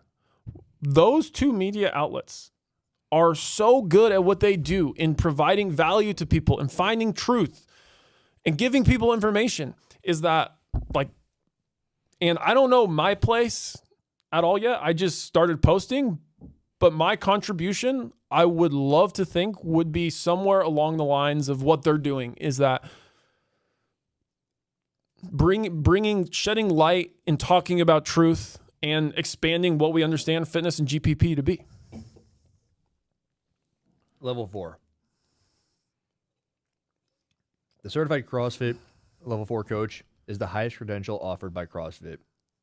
For experienced trainers who have been coaching CrossFit in group setting for several years, their credentials earned by trainers who have significant coaching experience, a comprehensive educational background, CrossFit's prerequisite certifications, and the level 3 being one of them. And all it does is it says this is the assessment phase, this is the evaluation phase. Level 4, she will have 12 months from the, oh my. I mean, it literally doesn't say anything. It sounds exactly what you said. It's more of a token and a token and a badge of honor to show that you've coached a lot of classes and that the way. So look through it and tell me what it is, John. That's the whole thing. And just like briefly, you can speed read, right? Just tell me what it is. I mean, it seems like they're trying to certify, they're trying to give you credibility. They're trying to give you a higher level of credibility in your ability to effectively communicate with your members. I don't think there's going to be any high level talk of physiology, evaluation phase, teaching, seeing, correcting, class management, presence and attitude, application. Those things are awesome and all, but I think those things are. Tell me, what do you get out of the level 1? Level 1, I think the level 1's pretty good. I don't think it's bad. But no, but to the same, I'm going to use the iPhone again. When I go to the Apple Store and I spend $1,000, I get the iPhone. I know, and I also know what I get because when I go to the website, it'll tell you about the camera details. It'll tell you the operating system. It'll tell you about iMessage. It'll tell you about, if you really want to, you can download this editing software. Like, it tells you everything. When I look here, I don't know what I get. And I don't know if the same goes for level 1, but we've been here for so long that we know that you get out of the level 1 is a little bit on diet, a little bit on movement, a little bit on coaching. And you can use it either as a coach or as a member of a gym if you just want, if you're interested in that sort of thing. This is useless. And what you're telling me is that it's just like putting an MD in front of your name. No. Well, I see your reference. Do you know about Mike Israetel? Yes. Do you know about his? Oh, yeah. I like Mike Israetel. About everything that happened recently. About his master's thesis was entirely flawed. Was it? Yeah, No. it was all jacked up. I wish you didn't tell me that. Well, it was mostly like typos and grammatical errors, and it wasn't really. It was like his findings were fraudulent. Is what you're saying? Not so much that. No, it was like, hey, why did the World Fitness Project write WFLD? Like, what movement is that? I just made that up. Yeah. I mean, what you said is it's all it is CrossFit acknowledging, in my estimation, that you've been coaching CrossFit for quite a long time, and that they approve of your coaching styles. So what will a level 5 be? Hopefully we never get to that point and we completely restructure our education system. That's what the level 4 is. The level 4 is just what why did we have to have it? Why wasn't the level 3 just it? I mean, you're asking why, also, why. What could they have provided to everybody that would mute somebody like mine and my accusations right now? You keep asking, why are they doing this? Why would I want to be a level 4? To look important? I think you would want to be an L4 if you were let's say you were someone who couldn't. I'm going to re up my level 1 so I can go to my level 2 to go to my level 3 so I can get on the wait list for a level 4. Here you go. Why would I do that? This is the mistake. You wouldn't, because in this day and age, we don't do this anymore. And I think this whole path that we're going down with this is wrong is because like I don't have hardly any certifications. I have like none. I have my L1. So like all the gyms I've coached at, I'll be I with thought you were an affiliate owner. You need a level 2. Zoe does. Oh, nice. Yeah. Okay. Zoe does. All I have is my L1. Like I've been at gyms like they'll have like a myriad of certifications, and you can say I don't know what I'm talking about, but I've listened to a lot of people who know what they're talking about. I feel like I can talk about complex things to some degree. It's the same thing as this. What? It's just a staple on your shirt that says, I listened to those people tell me that I know what I'm talking about. Exactly. But you're telling me you know what you talk about. Exactly. It's the same thing. The way you're going to know someone knows what they're talking about, at least to some degree, is by just listening to them talk. I think it's in their body of work. That's one metric, but I think just listening to a coach you, it's going to be real quick if they know what they're talking about. It's going to come across. People aren't stupid. I compared it to an MD, and you said no right away, which I think is an unfair comparison because I think they're the same thing. I think that all this does is tell you that you've been interested and you're smart enough to get there. Same thing with an MD. You're smart enough to get to the point where you've earned the credential. has absorbed an immense amount of information, and they have shown the ability that they've been able to retain that information.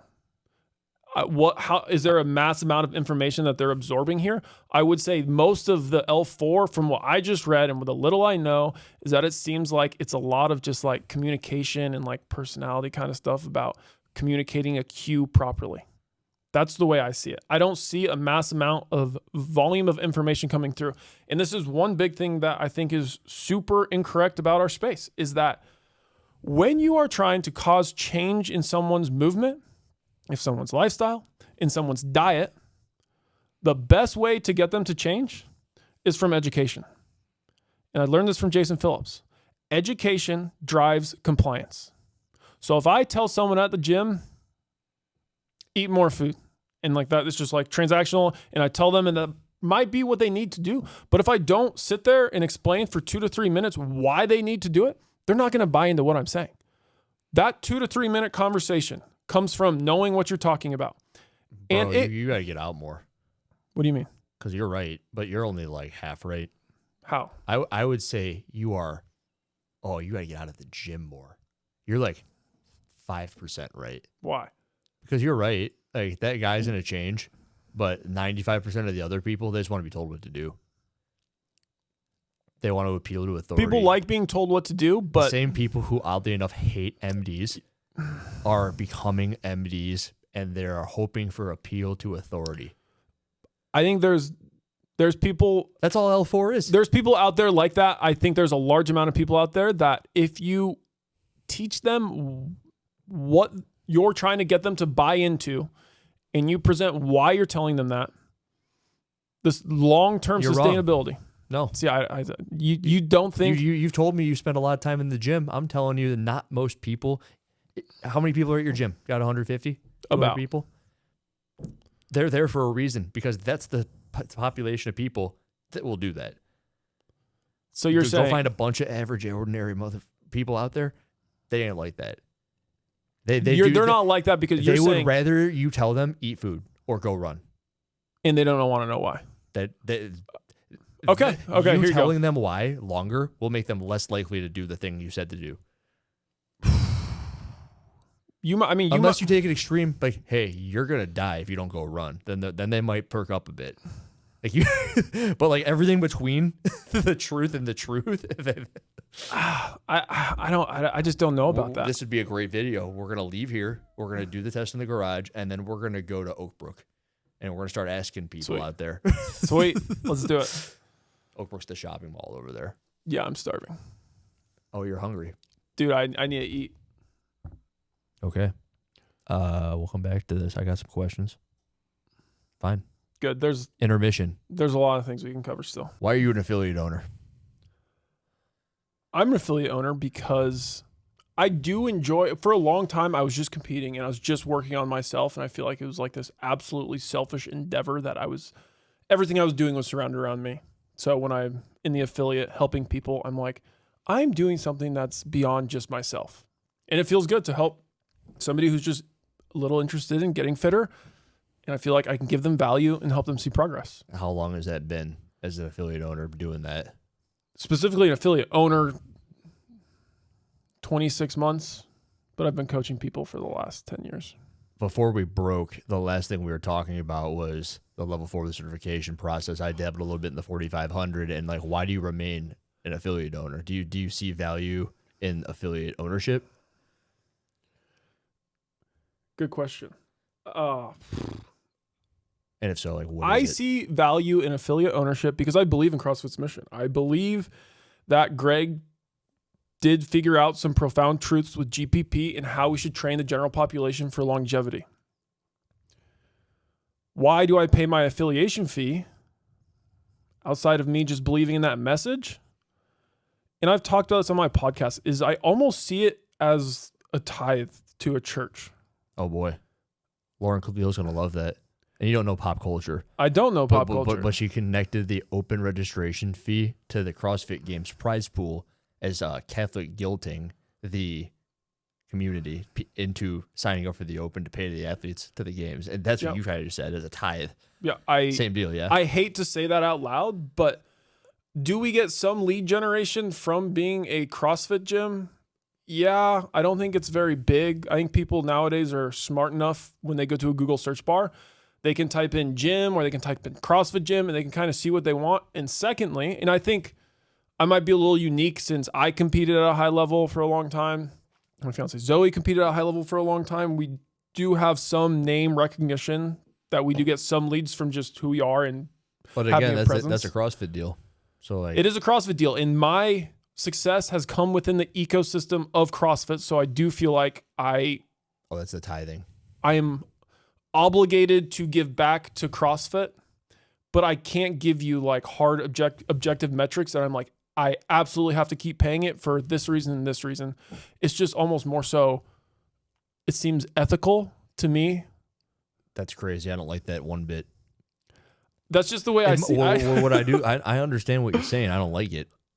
What 4,500? I've always thought if you get 3 members from the word CrossFit, call it a wash, right? $200 a month by 12 is, I mean, hell, 1-2 members, right? And then all of a sudden it's like, hey, it's worth having CrossFit slapped up there. For a few members a month that remain throughout the entire year, I think mathematically you're right. Then at that point, it is worth it. Everyone that comes into my gym, I'm like, oh, how'd you hear about us? What do they say? Most of the time, it's not, I typed in CrossFit and you were the first ones to come up and we were just the lucky ones. What is it then? You're as lucky? It's honestly, a lot of it is, I'm going to open up a gym. I moved down from the area. I've been following you for a while. That's a very common one. Another one is I've tried multiple gyms in the area. I'm trying you and I'll be like, awesome, try us, try the other gyms, figure out what you like. And people are just trying multiple things. But I'm not going to say that what you just said doesn't happen. People definitely come to us. I just don't think very much when they're like, I typed in CrossFit and you're the closest ones to us and it was luck of the draw. And then at that point, the lead generation would be affiliated to CrossFit and you would be correct. I just don't think that representation is very large. If I weren't, so here's I thought of this myself. If I were to open up a gym, it probably wouldn't run the way a gym would run, meaning you've members and classes and all that. It might turn into that at one point because I thought of like opening up a gym to have a space to like work out and shoot videos and have people go and do stuff. And maybe it'd be like, you pay a membership to go and work out in the area if you want like unique stuff. Like basically my garage somewhere else because I don't want people at the house all the time. Does that make sense? Yeah, like more open gym style format. Would I affiliate that? No. Why would I affiliate that? There's absolutely no reason for me to do that. On top of the level 1, level 2 thing. However, if I weren't me, if I weren't Andrew, and I wanted my garage thing somewhere else to get people to come into it, 100% I would affiliate it because I would hope that would help me get people to come to the place if I weren't me. Because if I were me and you are you, I'm coming to see John Wood. I'm in Colorado. I know that guy. I heard about you around the river bend. You're real fit. Or me, I got like the stupid YouTube thing. People might just show up for that reason. But if I clean slate, level 1, level 2 affiliate, boom, I would do it. And it would make a lot of sense. But if you're you and you're just having your friends come in this open gym format and you're just throwing down casually, I would never affiliate it. Like, why would I do that? I don't want more people there. And you're doing open workouts because you probably would, and you record it and you do quarterfinals. I can't even put my score in. Do you think there's no like ethical dilemma there of you like partaking in like a giant celebration, I guess, if you will, if you're doing the open, if you're doing quarterfinals, if you're like playing the game with everyone, but you're not paying into the pool? Like, do you think a guy back home shed light on this conversation, and I think there's something to be said that you're playing the game with everyone, but you're not willing to. You want me to ethically spend $5,000 a year for the sheer fact that I'm going to do a workout that costs them $0 to put out to the world and has absolutely no meaning or metric towards the reason it's like leading to anything? Why would I do that? You're right, but I think there's an ethical question. That is the whole reason I started making, not the whole reason, but a large reason why I started making videos, because I thought the open was your placing on the leaderboard for how fit you were. And they're saying this year, I mean, you've talked to people, it's like it's not a test of fitness. Why is it not a test of fitness? There's no PCR testing in the open. Well, that's an extreme. There's never has been, but it's gotten worse every year. This is the people. It continues to get worse. And I think that's a gap. I feel zero obligation to pay money to have paid money for that reason. I feel a benefit to having paid money to maybe get people to come. That decision is for yourself. I just do think that that's a slightly ethical question. There's some ethical code there that me asking you, that's my point of concern. You saying no, it's fine, and that's your decision. I do think it could be questioned. Is that it's absolutely morally right? Dude, I don't think anyone at CrossFit would argue with me that if I were doing rowing intervals with dumbbell snatches in a 30-20-10 sequence. No, but once you start leveraging the system, leveraging the open to put it on YouTube, leveraging quarterfinals to put it on YouTube, you're just like a part of the system, I feel like, and you're not tithing to the church. You put it in a way there. That's the way I see it. Hold up. Yes. But you'd also then be figuring that the things that I'm doing aren't assisting them as well. They definitely are assisting. And for you specifically, it's assisting them greatly. But that still doesn't take away the fact that you're attending their party. I support your decision. I just had this guy Harley back home brought this conversation to light to me, and I was like, is the ranch affiliated? No idea. No idea. That's a good question. Huh. I was very impressed when I found out that Justin's Shred Shed is affiliated. That was cool. That's cool. Mm-hmm. Yeah, that's cool. Well, I mean, Mayhem does he have two? Just his barn and his. Hey, man. I don't want to go down that pathway. I changed my mind. If Dave weren't the CEO, who would be? I have no idea. Are you asking me to create an avatar, or are you asking me to give you a real possibility of someone? I got a follow-up question that's pretty extensive after this. I thought you wouldn't know. I didn't think you'd have an answer. You want an avatar? I have one for you already, because you made a video that was titled "What Would I Do If I Were CEO?" Yeah. You remember that? I do, and there were some things that were absolutely wrong in that video, and which was cool. Would it have anything to do with AI? Because you immediately referenced that you would leverage AI, and I'm kind of against AI in general. I mean, we can be against AI, but if you're not going to leverage AI, you're going to be in the dust to some extent. What is AI? What is AI in the context of leveraging it? I'm about to mess you up. As somebody who owns... No. What is AI? I don't care about any other thing aside from the question I asked. What is it? AI would be processing a massive amount of data at a rate that a massive group of people could not do. So it's a computer? Yes. Why is it called AI? Because it can process data in different ways that you tell it to.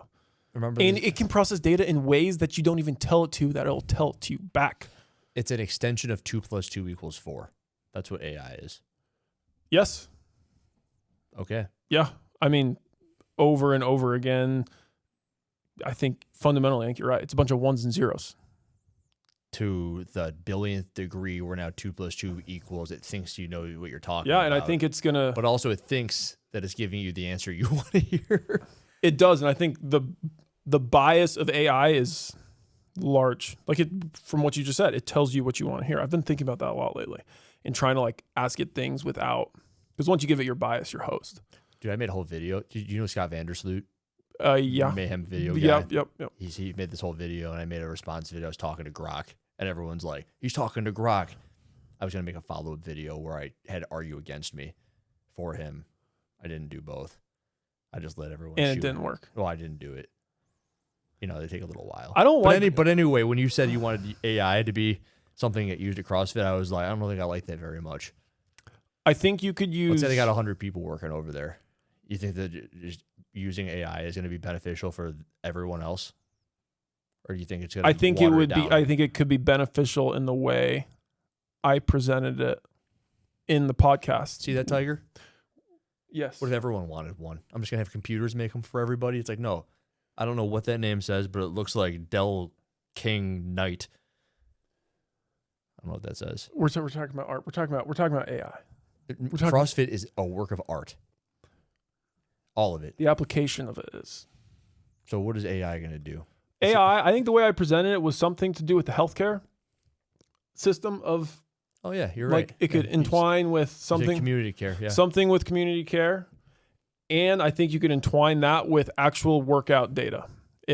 When our wearables get much more accurate, which I think it's going to happen eventually, and you could incorporate wearable data with daily CrossFit workouts into health data, and you could pump all that data into one central hub.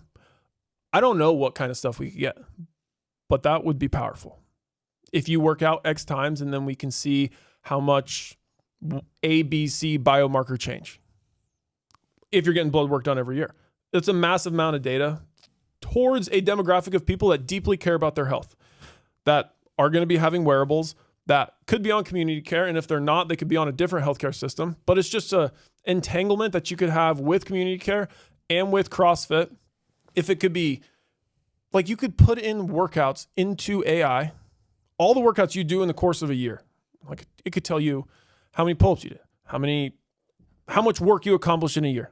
Hey, I got something for you. Everything you're explaining is the reason CrossFit is destroyed. Why? You're not going to believe. Or this. you're gonna why? Because I'm focusing too much on health and not training. You're talking about integrating data from a smartwatch, and you think about like what has come. In 2018, you know the media team was disassembled, yeah? Oh yeah. Do you know why? Because they ran out of money. Did they run out of money? Or did someone tell them that they ran out of money? So I made a whole video on this. This is going to be kind of revolutionary for people who get to this point in this video. And it's interesting. I got this note from this person who has to remain undisclosed, but like it's basically a hooded, shadowless individual just gave me this thing. It was titled "The Caretakers of the Forest," and it was written from the interim president or CEO Jeff Kane to Greg Glassman. And what it said in there is, you've missed the ball on a handful of stuff. One of those things is the integration of external things such as push press and Wattify, and the integration of wearable data into your community and how you can leverage that to be making more money. And Greg saw that. And the reason I brought up the media team is because along with like, you missed the ball here, you're crap in the bed, just pouring money into this.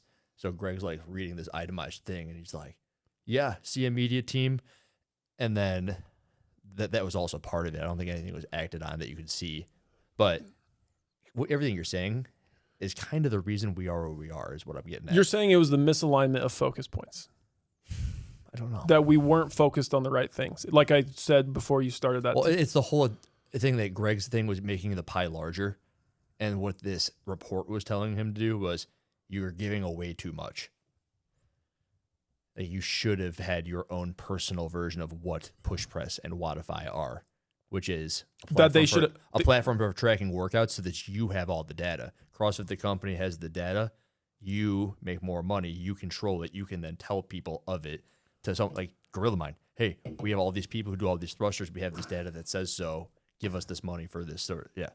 I know what you're saying, but I'm trying to understand why you're saying that's not productive. If you're saying they are the centralized hub, CrossFit would own the data, that potentially AI would be the centerfold. It could pump in information from community care. It could pump in information about people's daily workouts over the course of a year. And if CrossFit owned that data, you're saying that would be a bad thing? No. You're saying that would be a good thing? Yes. That's what I'm saying. I'm saying it's never been done. And why have people never done it? Yeah, I don't think people... I can see why you thought I was saying it was a bad thing. I was saying it's yeah. why we are where we are. It was first hinted at in 2018 is maybe what I was trying to say. I think that is absolutely a direction we need to go. I still think that They've tried. I just still think there needs to be a lot of conversations that happen about how we're going to make this work. The CrossFit app integrated with whatever the hell that thing was. What was the app in the regional that we keep talking about, the West? There was something that was funding it, and you'd see it the Hustle Up app. Hustle Up. That was their ploy. I thought that was a communication system. Yeah, but that's what it you started. were going to start like doing workouts, and it was like integrated with CrossFit app. Okay, I do remember. So it was like a year or so that it was like, Hustle Up, download Hustle Up. And I had no idea the intention. Imagine if the CrossFit app was anything like Instagram or Facebook or Twitter. Like there's just the fitness app. Like a High Rocks dating app? Sure. It's the CrossFit app. And that's kind of what I hear you suggesting. I don't like the AI thing. I never will. That's a personal thing. But I see how it might work for a lot of reasons. Yeah, I mean, we could absolutely be a data company. That's what it was. Like we've lost all of our data to other parties was sentiment. We absolutely have. It's just like things just keep slipping out of our hands. And then all of a sudden all you have are machines at the CrossFit games. You said that, and this is funny. I know you will not understand the hilariousness in what you said here, but you said you would sell the community back to the affiliates. Packer style. The fans own the team. You sell shares, you sell them for $20,000 a piece, and then before you know it, they own the company. Do you have any idea what you're saying? I've had people talk about Frank. Yeah, so that people told I didn't know about Frank, and then people told me about Frank, and I right away was like, I missed it, and that's like I missed the mark. I didn't know. No. Here's the deal. I don't think you missed the mark. I think that he is without a doubt the worst figure. Yeah, I didn't know, and then me and him got into a dialogue about it, and I was like, oh my gosh. What did he tell you? What did he say? Tell me what you remember. He was trying to tell me how I was wrong on my proposition and how that it needed to be a centralized hub. And it was something along the lines of he's already started this snowball. Sure did. And that it needs to keep going, but it needs to be in his, I don't know what he called his entity, but the caretakers of the forest. Yeah. I looked at CFAC. I looked at it real quick and I was like, yeah, John, you were wrong. That was really bad. Well, no, it's not inherently wrong. He's terrible for it. Yeah, absolutely. And he scared me away from that whole idea. But I do think amazing. I do think there's something to be said that I think about this right now with the CEO position open. This could be a completely wrong idea too. And this is not going to happen with our current setup with it being in VC right now. Is what if affiliate owners or someone voted on a new CEO? Somehow. A vote of democracy of CrossFit ownership. Yeah. It would never happen. It's you think Will Morad could win? No. Who do you think would be Froning would likely win? Froning would never do it, but he would win. Uh-huh. Froning would win by a landslide. Mm-hmm. But why would he do it? He wouldn't do it. If I was him, I wouldn't do it. Who do you think would run? Frank. Frank would run. He would lose. Who would run? Do you think Dave would even run? Yes. You think Dave would run? Yeah. You think Dave would win? Hopefully not. That's why I'm here talking right now, to hope he doesn't win. I mean, you're here because you don't want Dave to win the democratic race towards CrossFit CEO. I mean, that's part of it. I think I strongly believe that's a direction we should not go down. And so in part, to answer your question, yeah, that's part of why I'm here. I think this message, and I've talked to a lot of people online that are very influential in the space and that have shared their same ideas that I'm sharing online. Okay, well, tell me why. Why? I think we talked a lot earlier, but if you could really bucket it into a couple of sentences, what would it be? Why can't Dave be the guy? The way I have no idea. I would first want to ask him, what is his... That's not a great start, John, to your point. That's a crazy thing. You just said you had to have, I don't really know, is not a good way to start. True. True. I think the way he's emphasizing things in the community, but he's not CEO right now. So like an argument could be made, what I'm saying isn't his fault to some extent, right? But I would say my grievance that I'm about to say would be at the leadership of CrossFit right now, or I don't know how the inner workings of CrossFit work, but this isn't directed at Dave because he might not be responsible for this.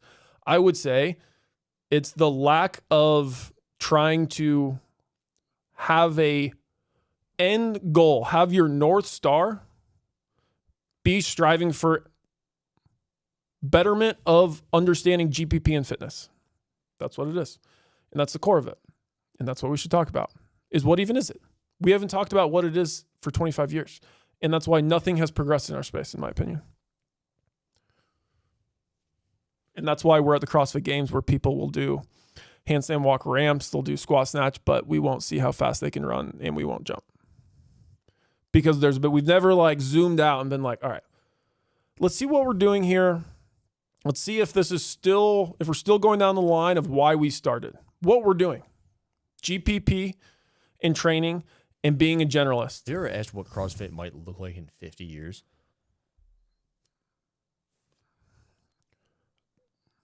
Assuming it's still here. I mean, we've only been 25 years, maybe 25 years. I like 25 years better. That's fine. Tell me that. If you want to talk about what CrossFit could look like in 25 years, I think we first need to. No, one question, one answer. You don't like the details. Details don't. I think it's going to be a lot more basic. I think it's going to be a lot more broad, general, and inclusive. Okay. And that looks like what? Now we do the details. Great. This is awesome. This is the part of the conversation I'm so excited for. So we have to talk about GPP. What even is GPP? And this is a term that's thrown around a lot significantly in the space.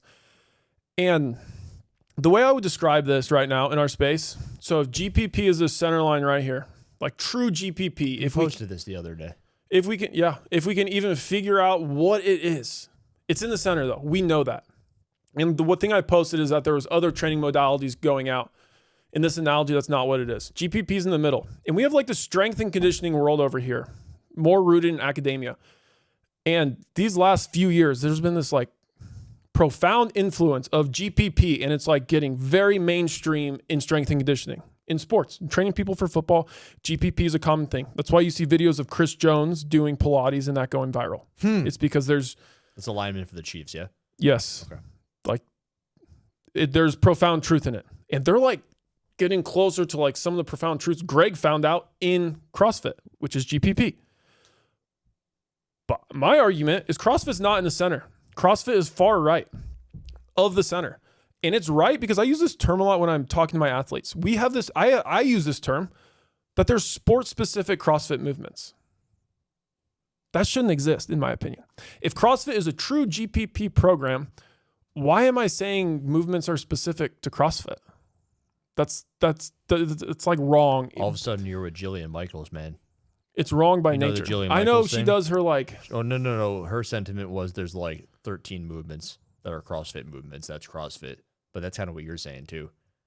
Sure. She would say like a toes to bar. Let's talk about it. Let's talk about those movements. So first, we have to talk about the goal. What is the goal of GPP? Greg used to, when I was watching videos the other day, he loved to give example like I gave earlier. Getting ready for war. Policemen, firemen. So if we're going to train them, what movements are going to translate best to them? Is it going to be kipping handstand push-ups? Are we going to be telling them to do kipping handstand push-ups? No. No? So why are we doing it?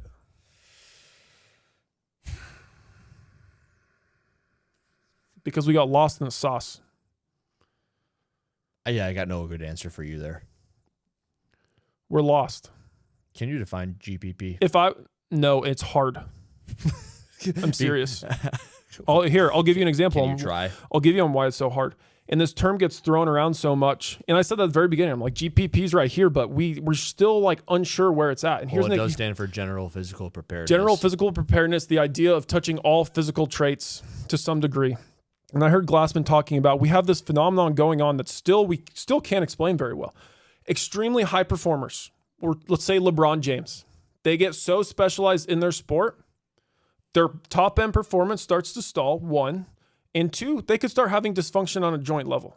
Like I know like hockey players, there's going to be a hockey player listening to this. Like I trained with a hockey player. She won the tactical games. Are their hips all jacked? Janae, her hips all jacked. That was a good guess. I knew that because I know hockey players. Janae, she had serious hip problems, but it has to do, I can't explain it super It's clearly. like women's soccer players and their knees. Sure. Jacked. Yep. So specialized in the sport, dysfunction starts to arise. And then when you pull back and you start focusing on other qualities, other things start to arise. But it's not as simple as that. And here's an example. LeBron James. There's also, I can't testify to this. Someone was telling me this, that in the off season, he'll do Pilates sometimes as a notion for GPP to raise certain physical qualities that he might not touch on in season quite as much. Like Tyson doing CrossFit in the offseason. Sure. Yeah, sure. We'll give another example. What the hell was that Well, all just about? wait. All right. So a ballerina dancer. In the off season, they're not going to do Pilates. Her set Bench squat dead. her set of general physical preparedness that she would need to elevate her sport readiness is completely different than LeBron James because different skills have diminished more. So it's like finding a baseline of skills. And I don't think it's easy to define. And I think people use that term way too broadly. And I think there needs to be a lot more conversations on it, on what it even is and how to standardize it. And when are certain skills too high? When are certain skills too low? We don't know. And going back to data, I think that I do fully believe that is something that could be quantified at some point in time. So what's GPP? GPP is trying to have a balance of the 10 general physical fitness skills while expressing the fuel substrates you use during exercise of the 3 energy systems we went over earlier. Short, long, medium, 10 physical skills. GPP. Yes. So going back to what we were talking about that I think is very important for this conversation is why are we doing kipping handstand push-ups? Because we do CrossFit and we have to make it to the CrossFit games. Yeah. Because when You're right. Because when you sign up for the Open, that's their goal. You're right. And they're entangled. We're doing kipping handstand push-ups because they might do them at the games. I'm right, but I was joking. I'm not following. That's okay. It was a joke, but it was also true. So I was right. Like I didn't want it to be right. You know what I mean? I saw that. All over myself. Yeah. The Open is the stepping stone to the CrossFit Games. They didn't have handstand push-ups until the quarterfinals this year. But are you even saying like, why would you do that? Why are we doing handstand push-ups? Is it going to get you ready for war? Is it going to make you a better policeman?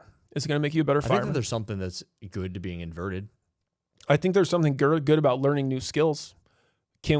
Is there something good about doing handstand push-ups under fatigue for a significant amount of reps? Kipping? I think They were strict in the quarterfinals this year. Is that good? I think strict is good. But the point being is like the order, if we were to talk right now for the next 30 minutes, and if we were to make a list of the most important exercises you need to do to value those end goals I said, going to war, being a better policeman, being a better fireman. Goblet squat, number 1. I don't know if I'd say that's number 1. Tell me what's number 1. I mean, I think I can just say loading a squat. Goblet squat. Goblet squat's great. It's a great exercise. I just would say loading a squat. Barbell's good. I think you need to load a squat heavy. And I think a barbell does that very well. And I think deadlifting is good. I agree. Like if we're just starting at the very bottom, it's a great thought exercise. Like the most important things that I would probably squat first, then run second, then deadlift third. Squat, run, deadlift. Does running count? running counts. Yeah. And maybe that would be third after deadlift. I'm going to go ahead and say running doesn't count. So if we look at the CrossFit pyramid, which I think is fundamentally correct, is at the bottom is metabolic conditioning. So you're training the 3 energy systems, more or less. Man, this is good. Short, medium, long. You're training Short, medium, long, more or less of all the movements And above let's make sure everyone knows that short is like 10 seconds. Short is 10 seconds. Okay. Now keep it. Or shorter, or 1 second. Okay. And you're training those movements above it in that time domain. Uh-huh. So we're gonna do 2 hours of squats. That's what Mayhem programming is. 2 hours of squats. What, you mean the Mayhem Classic or their actual programming? All the above. I mean, You've never seen them have a 2-hour squat workout. No. Tell me what that looks like. but you get my point that No, there's no, I extremely don't. That's why high I'm volume. asking. It's extremely high volume. How high? How many squats did they do last year at the Mayhem Classic? 470. Nice. That's good. That's a lot. That's a good guess. I would classify that as long. And then if you take the contractions on the bike, because the bike is also a squat, Sure. we're talking thousands. Yeah, but did they go really heavy? But I don't know. That's a bad example with Mayhem Classic if they're going really heavy. But point being is that you're training those exercise. Hey, dude. You just told me Mayhem's a great program via the things you also laid out in front of me. Because you're supposed to squat long. You are. Yeah. Okay. Absolutely. So Mayhem programming is good. Mayhem They Classic squat was- long, they squat short, they squat moderate. Yeah. Okay. Cool. I was just making the point that people do squat long. Okay. So then it's trying to figure out those exercises that need to be prioritized that are getting prioritized incorrectly. So we agreed, squat, deadlift, run, basic monostructural movements. And then you start going up when it starts getting more complex. So let's talk about gymnastics. So Talk to me. What do you want? you agreed kipping, handstand push-ups. So could HQ per GPP, they are Whoa, hold on. Why are you saying per because GPP? that's what we're talking about. The whole thing is GPP. CrossFit is GPP. Yeah, per GPP. Yeah, we should be able to use CrossFit and GPP as the same line. We shouldn't have to say GPP. It should just be CrossFit, right? I did Mary the other day with kettlebell strict presses. That's Standing. sweet. That's sweet. That's awesome. Anyway. Ooh. Yeah. I don't like that delineation. That's part of the problem that I'm trying to highlight right now. I hear the only thing is like I like to think of things in other brackets. So if you have me and then you said, hey, Hiller, you can be you, kettlebell you, or you can have handstand push-up you, and I go, which one's broken? And you'd see neither. And then you're also like, all right, you got handstand push-up you at 40, 50, 60, 70. Wouldn't you rather be able to do those things unbroken at 70? Like not broken, like my neck, my back. Nah, you know the rest You're of it. saying healthy. Yeah, healthy. So I'd rather be a healthy 70-year-old capable of doing handstand push-ups than someone who's been doing kettlebell strict presses that whole time. I see what you're saying. You're saying to do I the would say- capacity so you don't lose the capacity. I'm not saying to do it. I'm saying I should strive to have it for the sake of being more capable at 70. The 70-year-old who's doing handstand push-ups is a beast. Yeah, absolutely. I don't disagree with that. Very capable, likely as well. No? I'm hearing you say remove them because That's not what there's I'm no saying. purpose to them. That's not what I'm saying. I think our application of which is getting off track. I think in kipping handstand push-ups is the peak of this conversation. I don't think kipping handstand push-ups. I think if I worked at HQ right now, I would post a picture of a gravestone with handstand push-ups on it and saying they're dead and gone. You're here because you don't want Dave to win the democratic race towards CrossFit CEO. I mean, that's part of it. I think I strongly believe that's a direction we should not go down. Kipping handstand push-ups. I think strict could have a place. I think strict need to have a place. Kipping handstand push-ups. Explain to me a setting in the real world where kipping handstand push-ups are going to be necessary. I can't, dude. Okay, you probably could. If I gave you enough time, you could. You could think of something that's super obscure that there would be a situation where we need to do it. Hold up. I got something better for you. Kipping isn't, you don't need it at all. I think Greg said this recently on one of Sevon's podcasts. It's where we're going. This is the direction we're going. How many strict pull-ups can you do? Personally, Yes. I bet if we went in your garage and if I didn't get 18, I would leave and cry myself. Okay, so what if I told you had to do 25? Strict? Oh yeah, I see what you're saying. Yeah, I might start. And Life or death.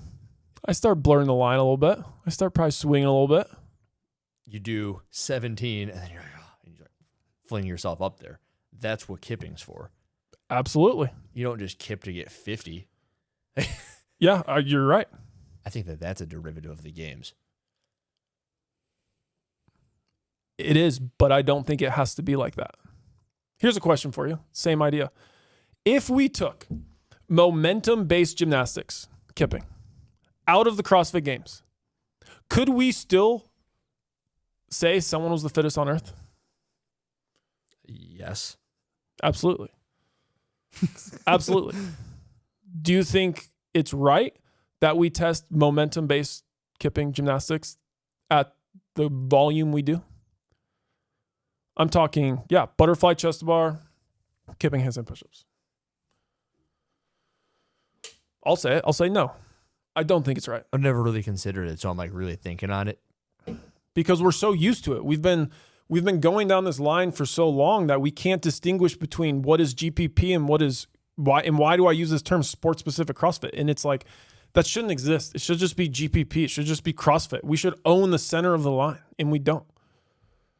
Because this is a really hard conversation to have. This is the kind of conversation that's going to move CrossFit forward. This is the kind of conversation that's going to make CrossFit broad, inclusive, and accessible. That's going to be how CrossFit becomes a billion-dollar company. AI. And AI is a secondary point. This is the first thing. We have to get really good at this.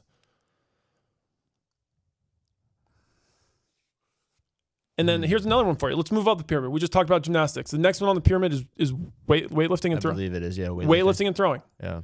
And I think that's appropriate. But let's first talk about which one's first, weightlifting or throwing. Which one's more important? For what? GPP. Probably throwing. We threw an atlatl for 20,000 years. I backtrack hard on that. Probably weightlifting. But in the fact that I think it's probably more important to lift 225 than it is to throw something. I mean, in nature... Like if I'm a dude... In nature, you need to be able to throw something. And people are going to hear this and be like, oh, John hates weightlifting. I still think weightlifting absolutely deserves a place in our sport. Snatch and clean and jerk. Pick up sandbag. Big thumbs up. I don't disagree with that. The only reason I would disagree with that is the application of which about training these general physical qualities in an affiliate setting is far easier with a barbell. And that's why we would do it. But when we're talking about the CrossFit Games, arguments like that don't last. So sandbag, like to your point, like we need to be doing heck of a lot of sandbag stuff, heck of a lot of odd object stuff. And like JR at Crash, JR Howell, who programs that competition, he does such a good job of programming odd objects. And it's such an important part of staying true to the nature of what CrossFit is. And that's GPP. Because in nature, things are weird. Things aren't perfectly symmetrical. Yeah, but dude, you're doing this thing that I did earlier, which is you're taking what fitness was defined as with what it's defined is. You know what I mean? It was the survival of the fittest versus the definition of the formula for output. And I don't know if they do that. I don't know if they want to do that. I don't know if we're supposed to be doing that. I don't know if we're supposed to be doing it either. I think that you're like putting a little bit of your brain into what it is versus what it is. Does that make sense? No. So you're saying it's like if I read The Lord of the Rings and I said, yeah, Harry Potter chapter 4, it's like, no, he's not in there. I'm like, well, that's how I read it. Like, no, Harry Potter isn't in Middle Earth. So we're not on the same page. No one's on the same page. I'm not on the same page. I'm trying to get on the same page. I don't understand it. I don't think we're supposed to be talking about survival. not in that sense. Okay. We don't have to talk about survival, but we can talk about getting ready for war. No. Why would we do that? Who said that? Why is that Greg the level said that. one? Is Greg talks about that. Greg talks about getting ready to become a policeman, getting ready to become a firefighter, because you're raising all the 10 general physical skills. Man, I don't know if that's I don't think that's the thing. The thing as, okay, here you go. Okay, now this is when we got to talk about the Hopper model. So I do think it's a fair way to use that as a thing. You're not wanting to use that as the North Star because I'm not wanting to use survival as a North Star. War and being a firefighter and being a policeman. Hell no. And the specific demands those require. Why would freaking granny in India care about getting ready for a war? Yep. So let's talk about the hopper model. Yeah. Okay. This is another good way to talk about it. And like I said, we're ending with like that conversation ended with we're just like not sure. We don't know what the North Star is. So now we're going to the other model. We're going to the hopper model. Let's talk about that. This is another good way to think about it. So let's come up with 1,000 things to do, right? 1,000 tasks, right? Physical tasks, right? Write it on the ping pong ball, put it in the hopper. Everyone does it. Like we've done this 1,000 times. But the problem with that is as you start putting them in the hopper, you start thinking of really weird things that most likely will never come up, right? And some of those ping pong balls in the hopper probably need a much higher representation. Like you picking up a rock off the ground. You're telling me the representation of you picking up a rock off the ground would be the same thing as you potentially having a piece of plywood above your head, having to hold your arms straight and squat it down, just something super abstract. Should the representation of that have the exact same representation in terms of volume and likelihood of getting pulled out of the hopper? The answer is obviously no to that. So what do you do? And how do you figure that the representation of pulling a rock out of the hopper at a higher volume? You can't, right? You can't. Like there's no way. But my point is trying to think about as a thought exercise, a bunch of super obscure tasks in a hopper model, setting it equal to 1 as something that's so basic as a squat or a deadlift. It just doesn't work. It's just not fair to the system. And it's not a productive way to do it. So I'm saying the hopper model is one way to think about it, but it's not an accurate way to train for. It's not an accurate way to gauge your North Star when trying to determine what GPP is. I don't think anyone really does that anymore, though. The hopper model. But this is the foundation of what GPP. That's a good point. Okay. This is the foundation of what we started here. And like I said, like so you're saying that we are GPP, but we shouldn't be GPP, or GPP should be more specialized towards certain things than others, and they're specialized towards the wrong things, or they're given the incorrect amount of. I'm saying first, GPP is extremely hard to define. That's what that last one said. Mm-hmm. And I fully, people throw around the term GPP all the time. It's hard to find. I have the ultimate GPP program, by the way. You have what? My online program is what? The ultimate GPP program. So what's your North Star? We went through rocks yesterday. Really? Yeah. Great. It's amazing. You should see the write-up. It's crazy. Go find rocks to throw them. For a time. Yeah, find and throw as many rocks as possible in 6 minutes. Use both arms. I don't know. These are hard. Hey, John, I crap you not. That is a CrossFit workout. Throw a rock arm 1, chase rock down, throw it back, arm. Yeah, I mean. For distance. You can't. I mean, that deserves representation. Throwing rocks. Throwing things. The thing is, it's not standardizable. It's not. You said there's someone out in Colorado that does my programming. It's like their rock is going to look different than my rock. Absolutely. It's probably from an entirely different glacier or whatever. For sure. I mean, that's why sandbags are great. But like my point is that we don't know unless we don't have a North Star in terms of training and trying to figure out what we're doing. We don't know what we're doing. That's why I think getting ready for war, trying to become a better firefighter, policeman I think that's a fair thought exercise to try and figure out what the North Star would be. Do you think there's any CrossFit programs out there? Is Mayhem a CrossFit program? Sentinel, are they a CrossFit program? Yeah, they're both CrossFit programs. Because I always tell people mine is not. Because you don't focus as much on the sport-specific because CrossFit I skills. look at it as I got hinge squat lunge. I have upper body push-pull. I have midline compress, contract, and twist. I have extend and bend, and raise and bound, and long and short. And I have contractions I want to hit every single week. And that ain't CrossFit. What I just told you, me putting that towards like a weekly, well, I would have to know more. You can't microcycle. That's not a CrossFit program. I can't say that. Why? Because you didn't. All you told me was the constantly plain varied functional movements performed at high intensity. Okay, if we need to talk about what constantly varied means, specifically done number of contractions per week based upon body part and out. That could very well be CrossFit. We have to talk about. I don't know what your program is. We have to talk about what constantly varied is. Well, I see constantly. Dave's spoken on this. I don't watch anything, but I've seen this thing. Oh man, he talked about micro retesting when he programmed 1 week of .com. It was literally like, here, we're going to do a workout here. We're going to do it 2 weeks later, and we're going to improve on it. I like to do these micro retests every so often, but it's not really how you're supposed to program, which is basically random stuff whenever, all the time. We should watch that video. We should. I mean, you remember when you programmed.com? Like, remember when random people were programming.com? I really hated that. That wasn't that long ago. It was like when they went through. When it went through people. I don't think it was a terrible idea. I think it was. Castro was the first. You think it was a terrible idea? Well, that was just like the ultimate. Like, we don't know what we're doing. Help us, John. Here's the deal, and I know we're gonna. Can we put a pin in whatever we were talking on to end it? No, we're not ending anything. Constantly varied. I want to come defining back to constantly varied. Defining constantly varied. Okay. When I was in it, 16, 17, 18, I was like as in it as you could be. This is the affiliate owner, the aspirational games athlete. I had all of these super into it people who I have the community events for, and we'd do .com workouts on Sunday. And we would take a couple of them and we would just do them from the week previous because I thought .com was the light we're talking about. It's like, you should probably be keeping up with what they're doing on there so that you and your crew can move forward. So I say, hey guys, this we haven't done in a bit.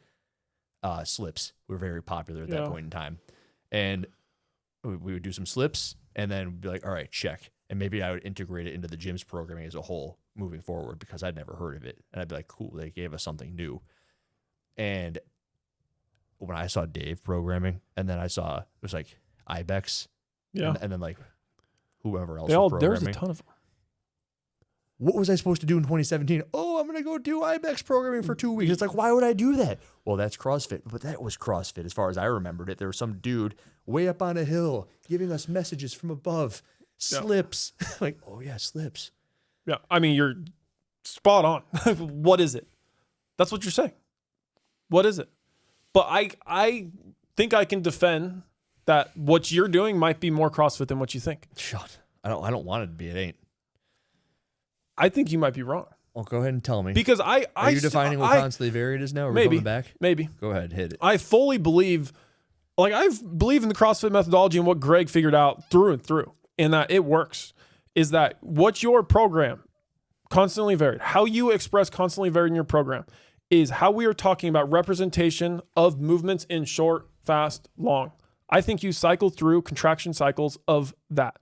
Is that you'll represent a squat being heavy at times. You'll represent a squat being light. You'll represent curls like you were talking to me about earlier. Sometimes you'll load curls heavy. Sometimes you'll load them in a setting that is extremely high fatigue, like that curl Metcon, like an arm blaster that you just described to me.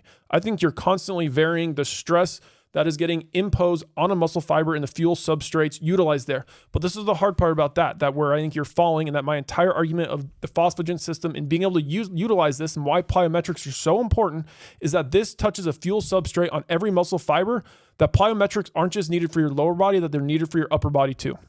For example, I mean, with a bicep curl, that's super hard. That doesn't mean you can't do it though. The best there you go. there you go. There you go. And I think the fuel pretty bad. I think the fuel strip, we don't do it. I posted something the other day about me called them reactive dips. Shout out Drake Lewis. He got me on them. You're at the top, fully locked out, fully drop, all the way to the bottom of your hole, regain tension in your pecs, right? Mm-hmm. That entire cycle, you're stressing the fastest twitch of that muscle fiber all the way to the slowest twitch. How bad did that hurt? I did a few strict dips before it just to make sure up. It's not something. But I mean that I think is stressing the muscle fiber from the fast twitch to the slow twitch across the whole spectrum and rotating that, I think has something to say to be constantly varied. Is that you're not just training the muscle fiber the same in a uniform way all the time. That you're not just going out there and doing curls at the same pace and imposing the same fuel substrates and imposing the same velocity of contraction on the muscle fiber. And I don't think you do that. And that's why I think that, I believe, is one of the most founding principles of CrossFit. We got to get a level 4 in here. Dude, I don't know. Who are you going to call? Who's going to be your authority? I don't know. I hear there's like 10 spots available. I'll find one of them. Yeah, I mean, hopefully a level 4 can walk us through this. I mean, I don't know. I mean, I don't think I'm going to be having this conversation if I went to I still have to take my L2, then I have to take my L3. But if I went to an L4, they're not going to be having this conversation. Why are they not going to be? And I don't think this should be that's a bad way for me to look at it. I don't think they should be having this conversation at the L4, but I think this is a conversation that needs to be happening in CrossFit for the betterment of trying to improve CrossFit's main goal, which is getting better at training and trying to figure out what GPP even is. Because I clearly don't know. I've been trying to walk us through it together for the last hour, and I've expressed my concerns and how it's hard to define. You're not a level 4. I know. Maybe they bring me a HQ and. Hey, John, here's the thing, dude. If you walked upstairs and you asked Alexis what Diet Coke is, could she tell you? You think? I'm telling you, she could tell you. That was a bad question. Yeah, I mean. What is Pizza Hut? When's the last time you had Pizza Hut? Long time. What is it? What was it? What is their service they provide? They give me. What is it? Tell me what Pizza Hut is. Tell me what, you ever had it? Pizza Hut is a restaurant that serves pizza, delivers pizza. They order raw materials from suppliers. I don't like this. I don't like this game. I'm trying to think of something a little bit more vague. Or maybe you're trying to get at I'm thinking too deeply about something, and I don't. No, it's just that nobody knows something that should be the most clear answer to. Yeah. Pizza Hut is a pizza that probably isn't the greatest. It's up there with like a Domino's.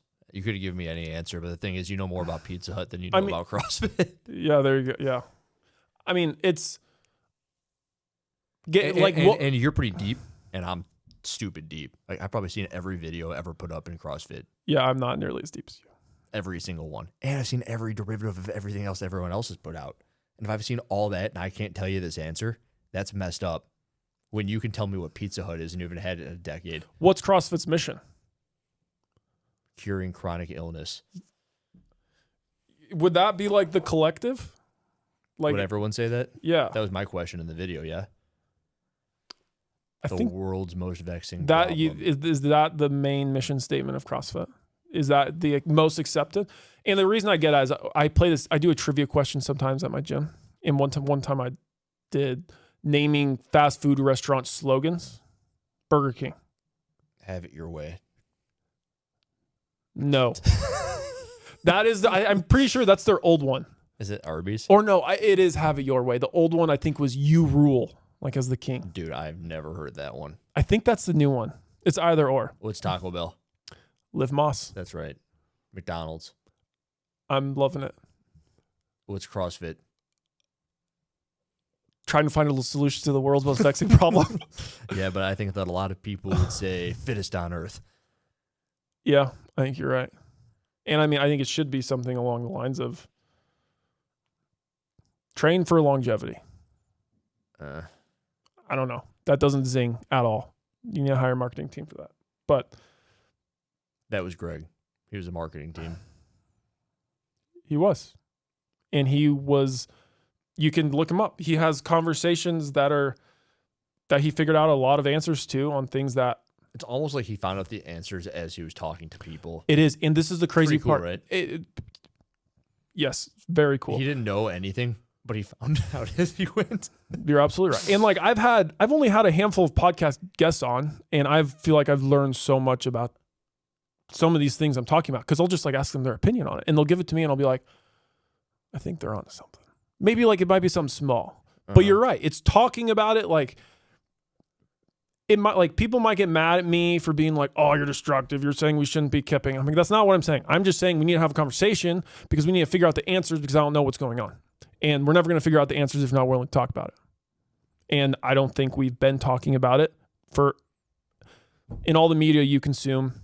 It is so heavily influenced in the perspective of entertainment, which is fine, and it's always going to be there. Edutainment. Entercation.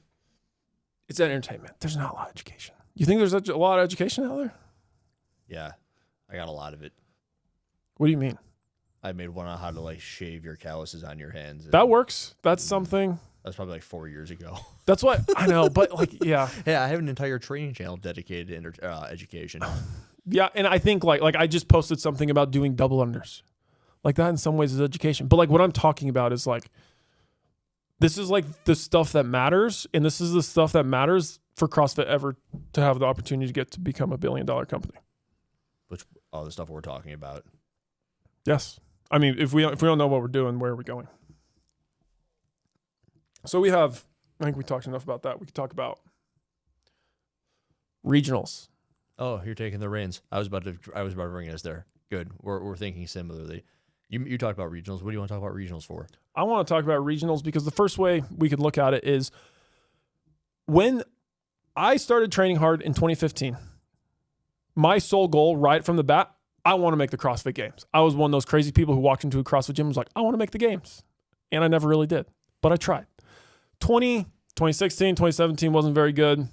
2018, I think I was really close to making regionals. And then I was so close and I was getting better at such a fast rate. 2019 was coming around. I was like so much better. I was like, I know I'm going to make regionals this year. I'm pretty sure 2019 was the year they canceled it. And then that was the year I was going to go to regionals after I was watching people at regionals for the previous 3 years. And I actually wasn't that mad, but I was with a lot of people that were very, very upset, and they formally like stopped training hard at that time. And I was still only like 23, 24.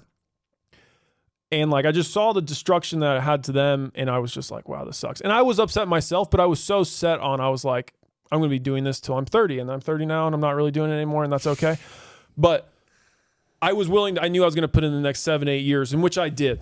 And so I wasn't horribly mad at CrossFit, specifically me, but I just like the people I was training with, like it was just so detrimental to them because that was like everything to them. And like I was at a gym, backcountry CrossFit, who I think for multiple years we sent 2 teams to regionals. I think one year we sent 3 teams to regionals. That's quite a bit. Not a lot of gyms have done that. And we were sending teams to the games, and I was just at a gym where regionals was everything. Like we would go to regionals. I shouldn't say we because I wasn't a part of the gym community at that time. Is they would go to regionals and there would be a pack of people from the gym going because there would be multiple teams, right? Their family would go. Some of their friends would go. And like there's pictures online. You could see like backcountry all representing in the stands. And it just brought the community together so strong. And there was such a strong environment of people. And people use the term competitive, and I absolutely hate it. I hate using the term being like, are you a competitor?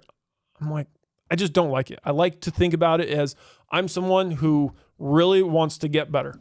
I really want to progress my fitness.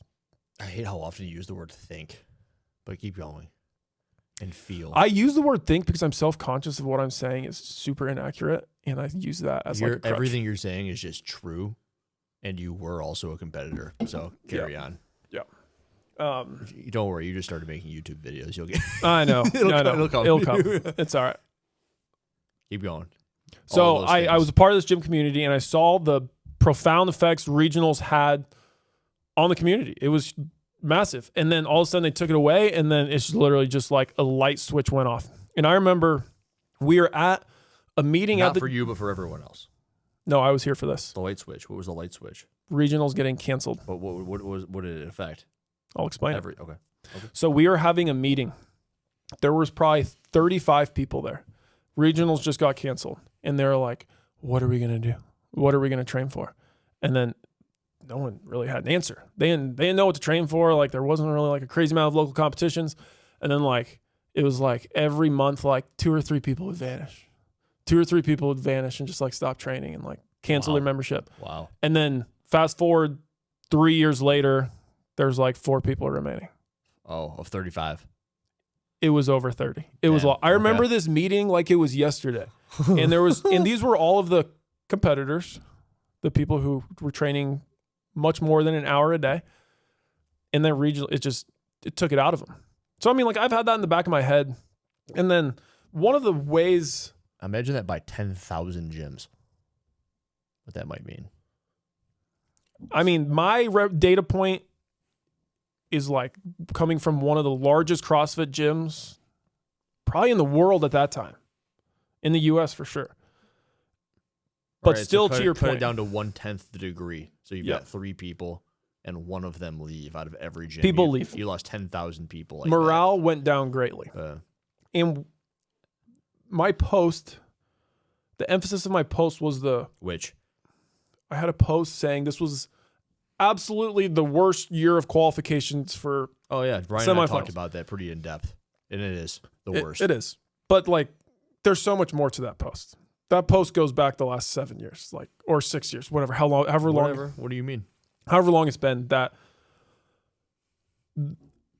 the leadership of CrossFit to represent the competitive landscape, caring about the athletes is so far from what they care about, or on their list of, it's not towards the top of their priorities. And what I mean by that is, let's just punch the numbers real quick. There were 8 regions, I believe, back then. I think there was 8. Yeah. And there were 40 male, 40 female. Yeah. In each. Combined from the, yeah. And I think there were 30 teams. Yeah. The 30 teams? May have been 20, maybe. So 30. that's like 15, was it 1,500 or 1,000? I'm forgetting the math. 1,000 what? 1,500 total athletes being represented in North America at a regional level. Across them? Across Total. the regions? Total. So there was like the Central, there was the South, there was Yeah, the it's West. over 1,000. Then yeah. It's over 1,000. 1,500 people, 1,500 spots to put in your Instagram bio, you're a regional athlete. And to tell yourself, which counts for a lot, that you're a regional athlete, that you made it to the next level. They take it away, right? Mm-hmm. That spot's gone. We don't know what it means to be a semi-professional CrossFitter. And what was introduced the next year was sanctionals, I believe. Disgusting. And I believe there was 12 of them, 10 to 12. We'll say 30 to 40. So we went from and that was all sporadic. The format was terrible, but we're just talking raw numbers. Now we're going from about 1,500 in the US, and they cut the representation of athletes down to potentially, and I don't even know how teams worked that year, but it was, if 40 athletes competed at 12 competitions, you're looking at around 500 athletes, depending on teams, represented at a semi-professional level on the competitive CrossFit landscape in the whole world. You cut it by 1,000. The sheer number of athlete representation. And that just is nowhere on their minds, is to try and get representation back to what it used to be. No, they did try, and it just failed abysmally. 23. 2023 with the West Regional? When they separated East? It may have been 24, but I think the one you're thinking about is 24. You're talking about Pasadena. No. Maybe. Because I went to Florida that year. Orlando. Yes. And there was 50. That was an attempt. There was 50. 50 what? 50 spots. 50 individuals. There was 50 individuals in the East, 50 individuals in the West. In each. So you're saying there needs to be more? Yes. And there were how many teams? Maybe that's why they failed. So how many teams were there? 10, 20? I don't know. 10, 20? An irrelevant number. So there was 100 total athletes in the East, 100 total in the West. That's 200 athletes in North America. Down from over 1,000. Yeah, it was way over 1,000. Yeah. So we're significantly under. That's one problem. The next problem is that when it's at a regional level, like I mentioned, friends and family can go. People can attend the competition, and that matters for the growth of CrossFit, I would say, to a high degree. When your friends can go watch you, when your friends see that you're hyped up about CrossFit, when they can see you in a competition, they can see you being excited, and they can see a massive party when they only have to drive a couple hours to that competition and see it. That's the kind of energy that's lightning in a bottle. That's not the lightning I was talking What's the about. lightning? What's the lightning? Explain to me the lightning. That you thought you could do it in 2015. You thought you could do it in 2015. What do you mean? You thought you could go to the games. Oh, yeah, for sure. You think John Wood of that same exact demographic could look at the people these days and think he can go to the games? You're saying I underestimated. Plug in 2015. No. I'm saying you were right. Like you, and like clearly you were right. Like you were just about able to make it, right? Yeah. You had the potential. Yeah. Maybe if the card shook your way, you do it, but whatever. Take 2015 John Wood, put him in 2026. You think he could look at the whole landscape and be like, yep, I got this. The same way. That's the lightning in a bottle. Because we just watched the regional from 2015, and I showed you all these chicks who couldn't do muscle ups. You got a gymnast who's like retired from NCAA JUCO level 4 college gymnastics, and she's like, I can get on top of the rings. They can't even get on top of the rings. Yeah. I'm going to be a games athlete. Yeah. You're just saying you're talking about level of play. I'm talking about that it was like potent as hell. It was. On top of the fact that I'm saying you're also right. I'm not pushing against the representation things. I think that's important. Like you have 1,000 potential people all looking at, wow, look at how many spots there are available. And I've got one of them. Yep. And they got it because they saw that the people were incompetent at that time. Everyone's way too competent at this point. It's like looking at, I'm like pretty jacked. I'm pretty muscular. I take steroids. I do peptides. And like, I look at Arnold Schwarzenegger when he was 16. I got him. I look at Arnold Schwarzenegger when he's 25. I'm like, nope. Yeah. I can't look like that. I see what you're saying. I do. And you're saying the level of play has gotten way better, and to have the talent level to get to the level of play is just higher than it used to be. That happens with all things. Sure. Yeah, it happens with all things. Yeah. I mean, I think we know how to train a lot better than we did back in 2016. I think. Why is that relevant?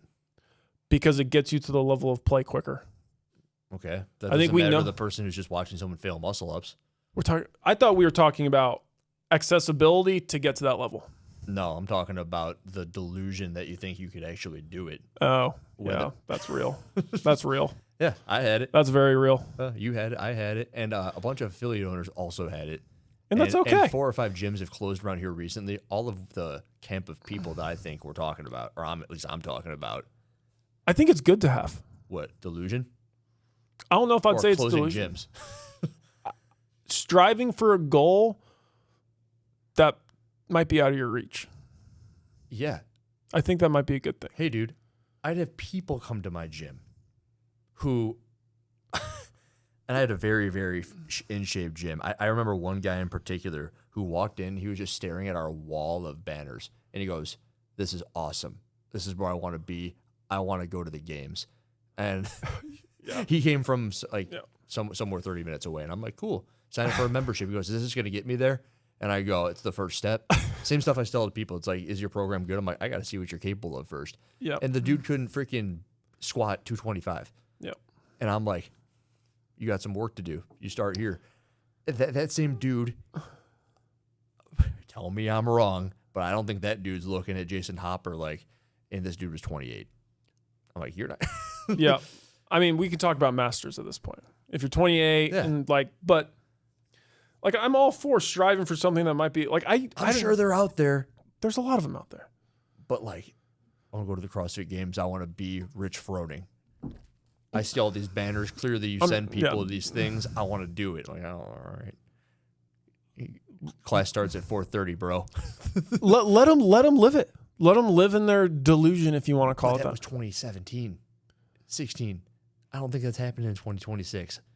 Number one, because it's not as cool to be Matt Fraser. It's harder. It's hard. I'm not saying it's not as harder. cool to be Rich Froning. I'm not saying it's not harder. I'm just saying on an individual basis, allowing someone to just strive for their max potential, whether they qualify for semifinals or they just go to a local competition, I'm all for. Why not? It gives them something. All right, and here's what's next. Also in your video, you talked about the venue and how it could be held at places like Crash. It could be, and I think it should be. Like, if there are steps to be made, you look at big gyms, Crash one of them, who has clearly demonstrated that he can run a competition. Throw that dude $100,000, do the best you can with it, and we'll send 3 spots out of your competition to the games. Sorry, 6 is what it was when it was regionals. 5, maybe it was 5 out of the central. It was like 5 or 6 where they came out of the central regional. It's like you take 20 from the north central, you take 20 from the central east, you become the central, and then we're gonna send 6. So Crash, you get 6. Look over at Invictus, maybe. I don't know, some big gym over there. For sure. And then you have the 2 sides, and maybe you make 2 more, north, south, east, and west. Take a whole bunch of... You could do that, but that venue meant something to the same degree that High Rocks venues mean something. What venue? People don't want to just go run around some parking lot for $200 and post pictures and think, "Oh, I'm going to do another High Rocks." Literally... The High Rocks, what they got going. What are you talking about? People do that in High Rocks all the time. People do that, go on your phone, literally type in High Rocks. People are doing sims left and right. Simulations is not the same thing as $200 mass participation events that you tell all your friends about that you can't sign up for because they're so freaking strung up on people who are signing up for them. You're making the case for the venue right now. Yes, I am. And you're saying it's more valuable than what we're estimating. You need the $1 million venue on top. Yes. I love this. And I think it's so inherently false. I was talking to Zoe about this. We've competed at so many competitions, and I was trying to do an audit with her on the amount of places we've competed, because I was bringing up this point. I was like, well, where are the worst places we've competed? Because when we leave a competition, first thing we do is we probably analyze our own performance. And then we might try and make excuses about how we performed, whether it was like the programming, whether we like had something achy. We're like trying to like feel better about ourselves. Yeah. And then like we'll talk about that with each other. And then we'll complain about the programming more, potentially. And then we'll probably talk about people we met, people that we hated, people that we liked. If we go back to that competition, never would we talk about how cool the venue was. We'd never talk about that. It's the people that you go to the competition and compete against, the friends you make. I hate you so much. It's not that athletes want to compete next to somebody who's really good. That they think they're better than, and you think they're better than. Flying F about the athletes, because everything you just said there is right. But everything you just told me 10 minutes ago had nothing to do with the athletes. It's got to do with the people watching them. Yeah, their the friends and family. ramifications of what it means. They're not going to go hang out at Crash in droves and sign up for gyms because they thought it was awesome that they're hanging out in the back of some trailer park. Not that Crash is in a trailer park, but that's where most gyms are. They're in like the podunk back of whatever warehouse you can find for $4 per square foot. People can go watch. Why can't people go watch? Because they're not going to then go want to sign up at a CrossFit gym. Why? As a result, the same way that they did back then? Back then, back in regionals? Yes. Which is what you're comparing all of this to.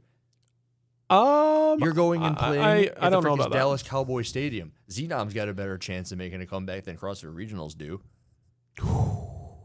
I don't know if Xenon being in Dallas Cowboys Stadium is... I just don't know about that. The difference between what Xenom is and Regionals that. were is you actually had to do something to make Regionals. You just show up. And you still could. If it was held at Crash or a place like Coda and you still have to qualify for it, I just don't see why the venue... Why it not being at this... Why do people wear Versace belts? Because it's a popular brand. Because when you take a picture with it and someone sees you in it, it means something. And you mean something. Why do people have $200,000 watches? So you're going at the taking a picture on the floor. Yes. And taking a picture out on the floor at Crash Crucible when I went there didn't feel as satisfying to me. I don't care about how you feel. Why? The athletes are what matter. I care about how you... Yeah? The athletes are what matter. To who? To everyone. To getting people to show up. If the athlete is hyped about their competition and shows their hype to their family and friends... That's true. Okay, yeah. But you already told me you don't care where it is. I don't. So why not have you in a Versace belt? Because it's expensive and we can't afford it. We got a budget, dude. I know. We got a budget. I know it don't matter to you. The athletes matter. The athletes matter. The athletes are the ones signing up for the competition. Saying they don't matter. I say the fans don't care. They care from the fans care more. If you're happy either way, like I'd rather see Wilbur in a movie than Wilbur in a playpen. You know who Wilbur is? Yes, it's a pig. But would you rather go? But you would rather go to the person you know. You'd rather go watch the person you know. Would you rather still know him in a Versace belt in the middle of the freaking no? When your coach is going to a competition, you're much more likely to go to that competition, or when it's your friend, you're much more likely to do it. Why are you saying that? I'm just saying make it look cooler, and the coolness is important. I'm not saying I'm against a cool big venue. What I'm saying is the raw number of athletes going to regionals is more important than having a big flashy venue. So we need to prioritize. Why would you not just make more people go to the big flashy venue? Because we can't afford it. If HQ could afford it, why didn't they do it this year? You think they can't afford it? No. So they can't afford it. I'm just saying why it wouldn't work theoretically. I think I've also said that if we were to do it, the way you're suggesting is probably the way to do it. I just don't think it's going to be quite as impactful as it was when it was. I don't disagree with that. Because of the belt. But I think it's a great first step. Yes. I think it's a great first step. If John Wood were CEO, CrossFit Crash is a regional. I would call Kevin Schutz at Coda. We'd probably have a 3-minute conversation, and then he'd get the ball rolling. I think CrossFit Kilo would be a good north. I think that'd be good. I don't know about a south. What's a good south? The one in San Antonio. Okay. There's a big one. What's it called? Lone Star. Done. Lone Star's big. And west. And then we need one in Seattle. Why? Like Northwest? Invictus, I guess, is way south. I don't know. I was thinking another one like closer in New York. It is quite jacked up that they don't have locked locations, regions, borders. So you got whoever going over to Legends from the East Coast, which is on the West Coast. Yeah, that needs to change. Yeah, that's jacked up. That needs to change. I don't know. I'm thinking more the better. Like I'm thinking one Why not 8? Why not 8 like we used to have it? You could have 8. You should have 8. And I think 8 would be better. And I know they can't afford it, but the elephant in the room that no one ever wants to address is how cool it was from the money influxed from Reebok. Absolutely. That's all I've been saying, and you've been arguing with me. I think it's cool. I think if we had the money, I'm all for it. Let's bring back 8 regionals. We just don't have the money to do it. So why are we talking about something we can't do? I also think these are the conversations going on over there. They're like, why would we do that? It's not going to work. We tried it in Orlando. Clearly, it didn't work. Dude, Vendor Village was hilarious. Just dull. Nothing. It Nothing. was the funniest thing ever because I participated in the 16, 17, 18 regional.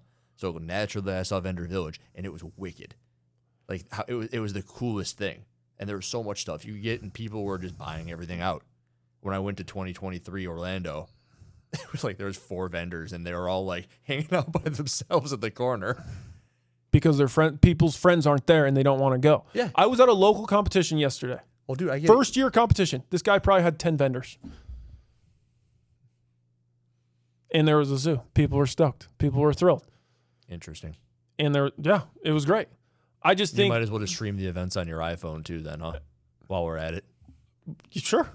I think it'd be great. Stream the events. And like people keep coming at me in the comments on the video I made about like making regionals like this isn't that easy. Where are people going to park? Who's going to judge these events? I'm like, you're worried about where people are going to park? Like, are you kidding me? Have them park a mile away. Tell them to walk a mile. They're going to be fine. Uber. Yeah. Look, what? We're worried about like parking. What are we doing right now? I don't know. I think if we had the money. Well, because you are not thinking about the fans. I'm not. You should. I'm thinking about the representation of athletes being increased in people's if you ever mom want to make and it on dad. YouTube, you're gonna have to start thinking about the fans a little bit. I am thinking about the fans. I'm thinking about the athletes, and the fans will follow the athletes. If you build them, they will come. Is what you think. That's not what I think. That's what I know. That's why I saw that local competition yesterday where there's a bunch of people there. That's why I think if something like COTA had a significant amount of athletes from Colorado, Wyoming, and Utah, that they would go there. And I think there's a high likelihood their friends and family would go there as well. Versus if those same athletes went to a super regional out in StubHub Center and it was a flight away, significantly farther away, I think the likelihood of people going is far less. And not only that, is when there's only 50 athletes competing at some place like the StubHub Center, there's just less moms and dads to go. And I think the representation of people who, to your point, probably never have a chance of getting to the CrossFit Games. I hope that I become CEO before you do. You will be. People love you. I don't know if that's the reason. I just so strongly disagree with the sentiment. Because I got one more for you. It's kind of different than what we've been talking about. I know we kind of disagreed quite a bit on that while agreeing, and we agreed and we disagreed. Would you say that's about right? We agreed that there needs to be regionals again. They need to be landlocked. They need to have representation. It's important. Increased representation. I think that it's the best they can do with what they've got. However, It's not going to do what it did. That's what I'm saying. It's not going to do what it did right now. You're absolutely maybe right. we agree on everything. I don't know where we disagree. The fact that I really think that you're underestimating how strongly important it is to have a crazy venue. Yeah, I don't agree with that. Okay, I think that that's very important. I don't agree with that. Why is Crash so successful? The crazy venues. You think Crash is just an absolutely crazy venue? Whoa, did you say Crash or CrossFit? CrossFit, the Crash Crucible. So important? Why is that so successful? Coverage. So you think coverage. And reputation of JR. I think athletes come because they like JR. They know he's putting on a good competition. JR does have a great reputation, and people go for that. But you don't think there would be a reputation when you're I think if competing JR at a formal regional under the umbrella of CrossFit? You don't think that would add enough credibility to make people want to go? I think if let alone if people are getting a ticket to the games? The CEO, I think we would both say, as soon as we got in there, we'd be like, all right, guys, we got to figure out this season. We're going to bookmark it for 3 years. And for 3 years, there's going to be landlocked regions, and we got to figure out where we want to have these things. We got to tell people as soon as possible so that their friends and family will know where they're going at this point in time so they can book their vacation days. That would be great. That would be great. And not hey, where's Jason Hopper going this year? Hey, where's Dallin Pepper going this year? Did someone just drop out of Mayhem? Why did they drop out of Mayhem? I was going to go see them at Mayhem. Never mind. I know. They don't We're care. trying. We're trying. No. Who's we? We're having this conversation. Oh, right. Like, this is a... Rather than that dude's landlocked in Mayhem, he has to go to Mayhem. That chick, she's landlocked. She can't go nowhere. And also, she had to qualify to get there. He had to qualify to get there. It wasn't just an invite, which they can do what they want. It's messed up. I hate it, but it is what it is. The point I wanted to make to you is that when Josh Bridges doesn't make the games in 2015, I said this in the video, that's crazy. The regionals were more potent then for that reason, and it's disgusting how unimportant they are this year, because if Jeff Adler doesn't make Mayhem, he's said, well, I'm just going to make it online. I think it's a joke. I think sports work like that. But CrossFit, for whatever reason, Patrick does. Mahomes is like, well, I didn't win this Super Bowl, but I'm going to go win that Super Bowl. It's ridiculous. It's ridiculous. Or I didn't make the Super Bowl through this game, through this championship bracket. I'm just going to do it online. I don't know why we got here, but it's like no sport works like this. I honestly think that the people at CrossFit are mentally ill. I don't... With the way that they think that this is just okay. The best thing that they did at one point was they had like the online qualifier with one spot. Yeah, oh my gosh, that's so savage. It's savage. And I think the last year they did it, Taylor finished like second or third.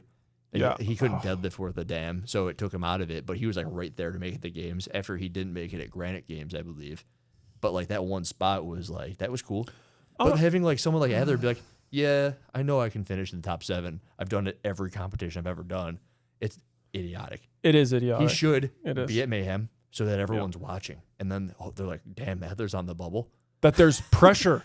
Yeah. There's pressure. When you're describing the situation like we have in real sports, that there's pressure, and that makes the scene way more elevated. That's why it's got to be landlocked. That's the reason the World Fitness Project is so dumb. That's why it's got to be landlocked. Huh? I agree. That's why it has to be landlocked. That's why you have to go to this regional at this date, and this is your opportunity. And in sport, if you're sick, oops. Michael Jordan's fever game, dude. Like, those are some of the most epic moments in sports. There was something about some basketball player, Luka Doncic. Dukic? John Jonick. Luka Dukic. This is embarrassing. Why? Luka. Just call him Luka. Yeah, they get the guy, the forward on the Lakers. Yeah, he had to play like at the 65th game in order to qualify for some sort of playoff stat.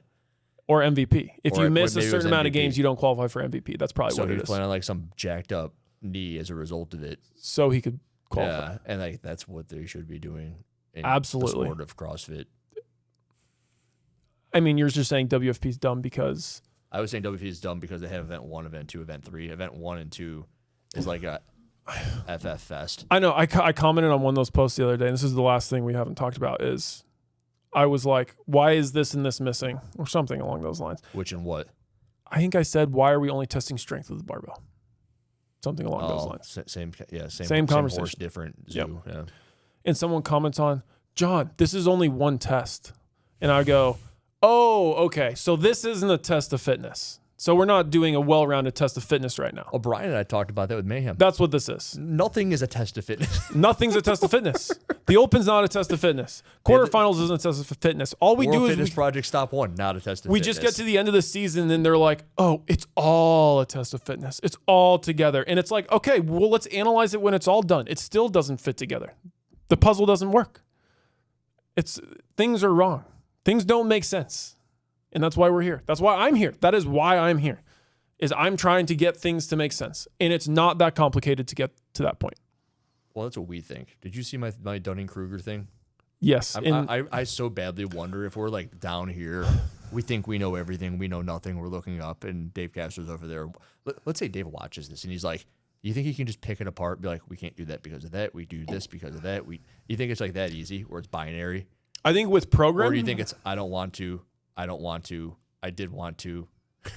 I think with our take on potentially bringing back regionals, I think there's a possibility that we're missing a lot of things that are over our head, that it's completely impossible.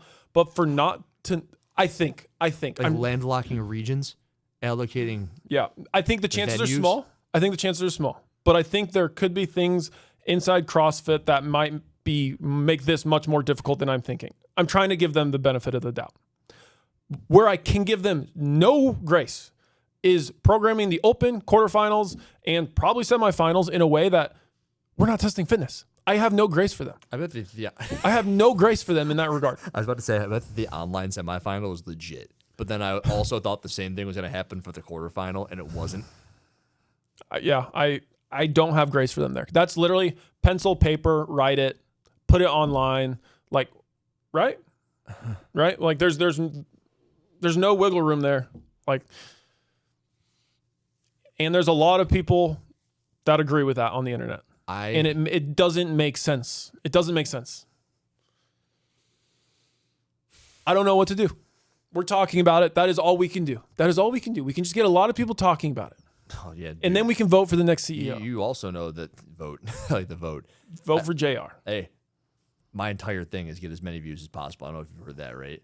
But people forget that the reason to get as many views as possible is so that I can shine lights with like the views on things that need to be talked about. That's why I started doing this. That's the whole reason. Yeah, talking about it brings awareness, and views get people aware of what's going on. Yeah, I think things must be much more simple for many more people to understand them. Agree. Like, why do I do the open? So you see how fit you are. Why do I do the quarterfinals? To further that test. Was test one good? You could have maybe had said so through like the idea of the base of the pyramid. You could have said so. I could have gotten on board if the quarterfinals was good, which it wasn't. And if they argue it was, they seem like idiots.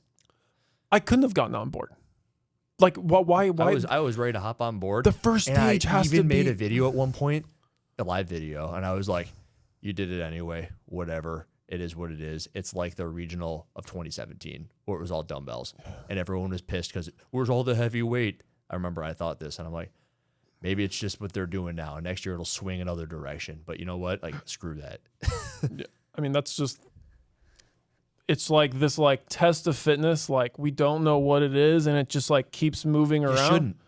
That they would look at you saying that, and they'd be like, "Good, you're not supposed to." I mean, people will say, "Well, that's the unknown and unknowable."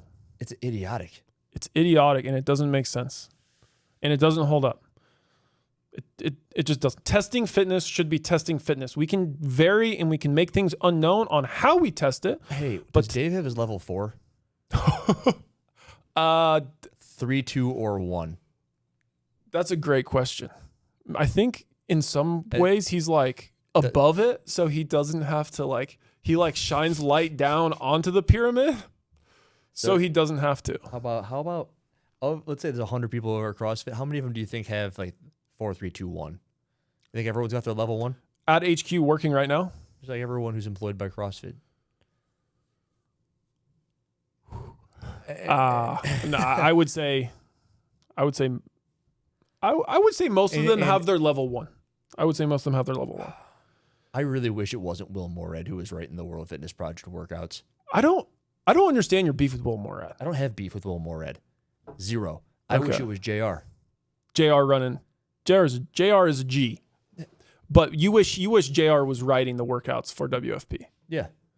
Because I think a lot of people give a lot of credit to Dave for having just been there. And he's the one who's done it. What do you mean, like falling into his role? Not falling into his role, because for the longest time, and even currently, he's done a lot. And he's done the most, and he's done it. He's the only one who's done it. He's the only one. Except for Boz. But they were probably sitting in a room together, dude. Bosman's programming for the games was better than Dave's of 2023. It was better. Yeah, I mean, I don't think by like some crazy significant amount. You do not think so? Nothing substantial. I think it's still missing the basic things that we discussed. They had sandbag lift, which was crazy phenomenal just by itself. And that was epic to watch. They had press to handstand, which was crazy. That was cool. They had that shuttle run jerk workout, which was like messed up but different. That was better.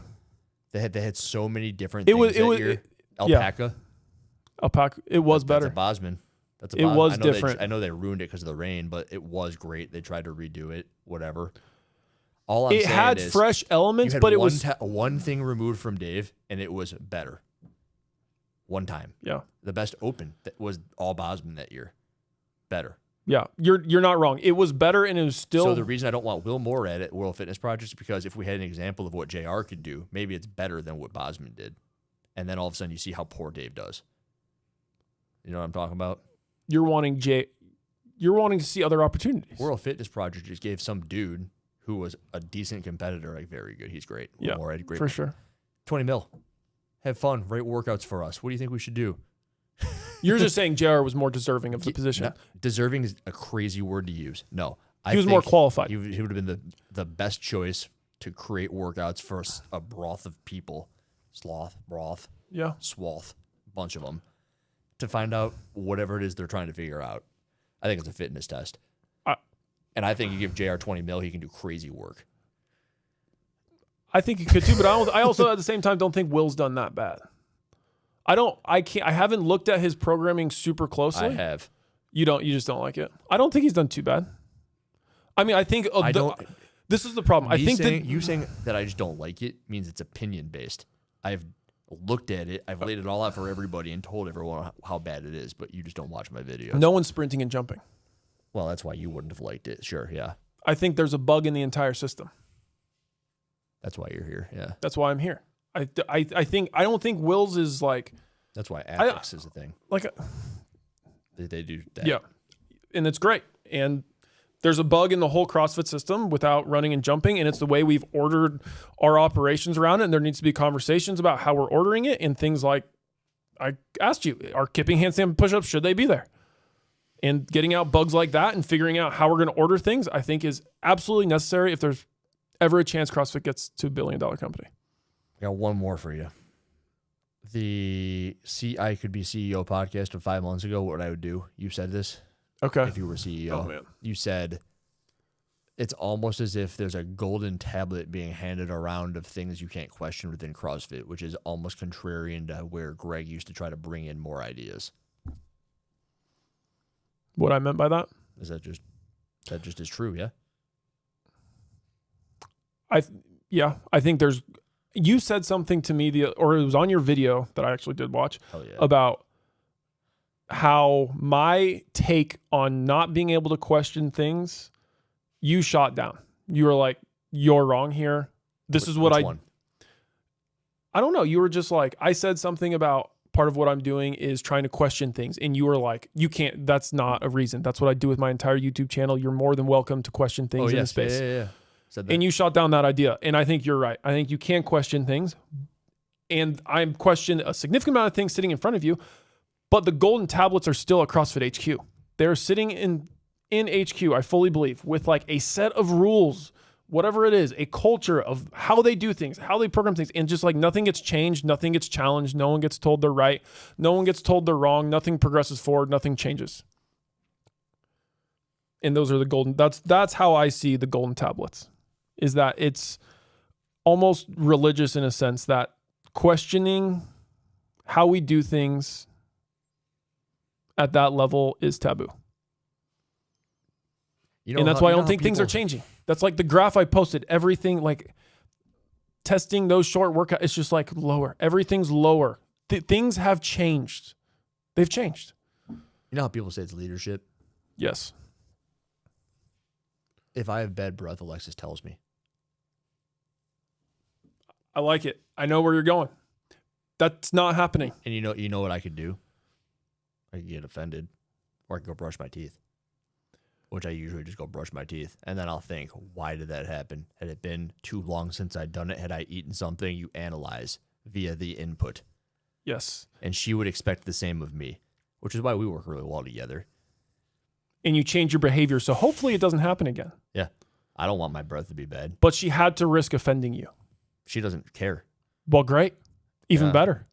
But that input of being able to talk about something and being willing to offend someone for the outcome to be better for everyone long term. Leadership. It's just being, culture. It's just, yes, probably more of that. Yes, much more of that. It's culture. But people say like leadership sucks over there, probably because they don't let that be the culture. And it's almost a problem of, it's not the fact that there is leadership. The machines the games at too many machines last year. That's bad breath. No. Yeah. We didn't. Yeah. How dare you? Shun the non-believer. Shun. I don't even think that's happening. I think it's just like in one ear out the other. Like they don't even care. And I think it's more so, it's not the fact that oh, you're going to hang out that close to me and you can smell it. Just, you don't have to hang out with me and my bad breath. Just stay away. That's what, yeah. It's like omission or commission. There's just nothing being done. It's just like, I don't even think there's a lot of decisions being made.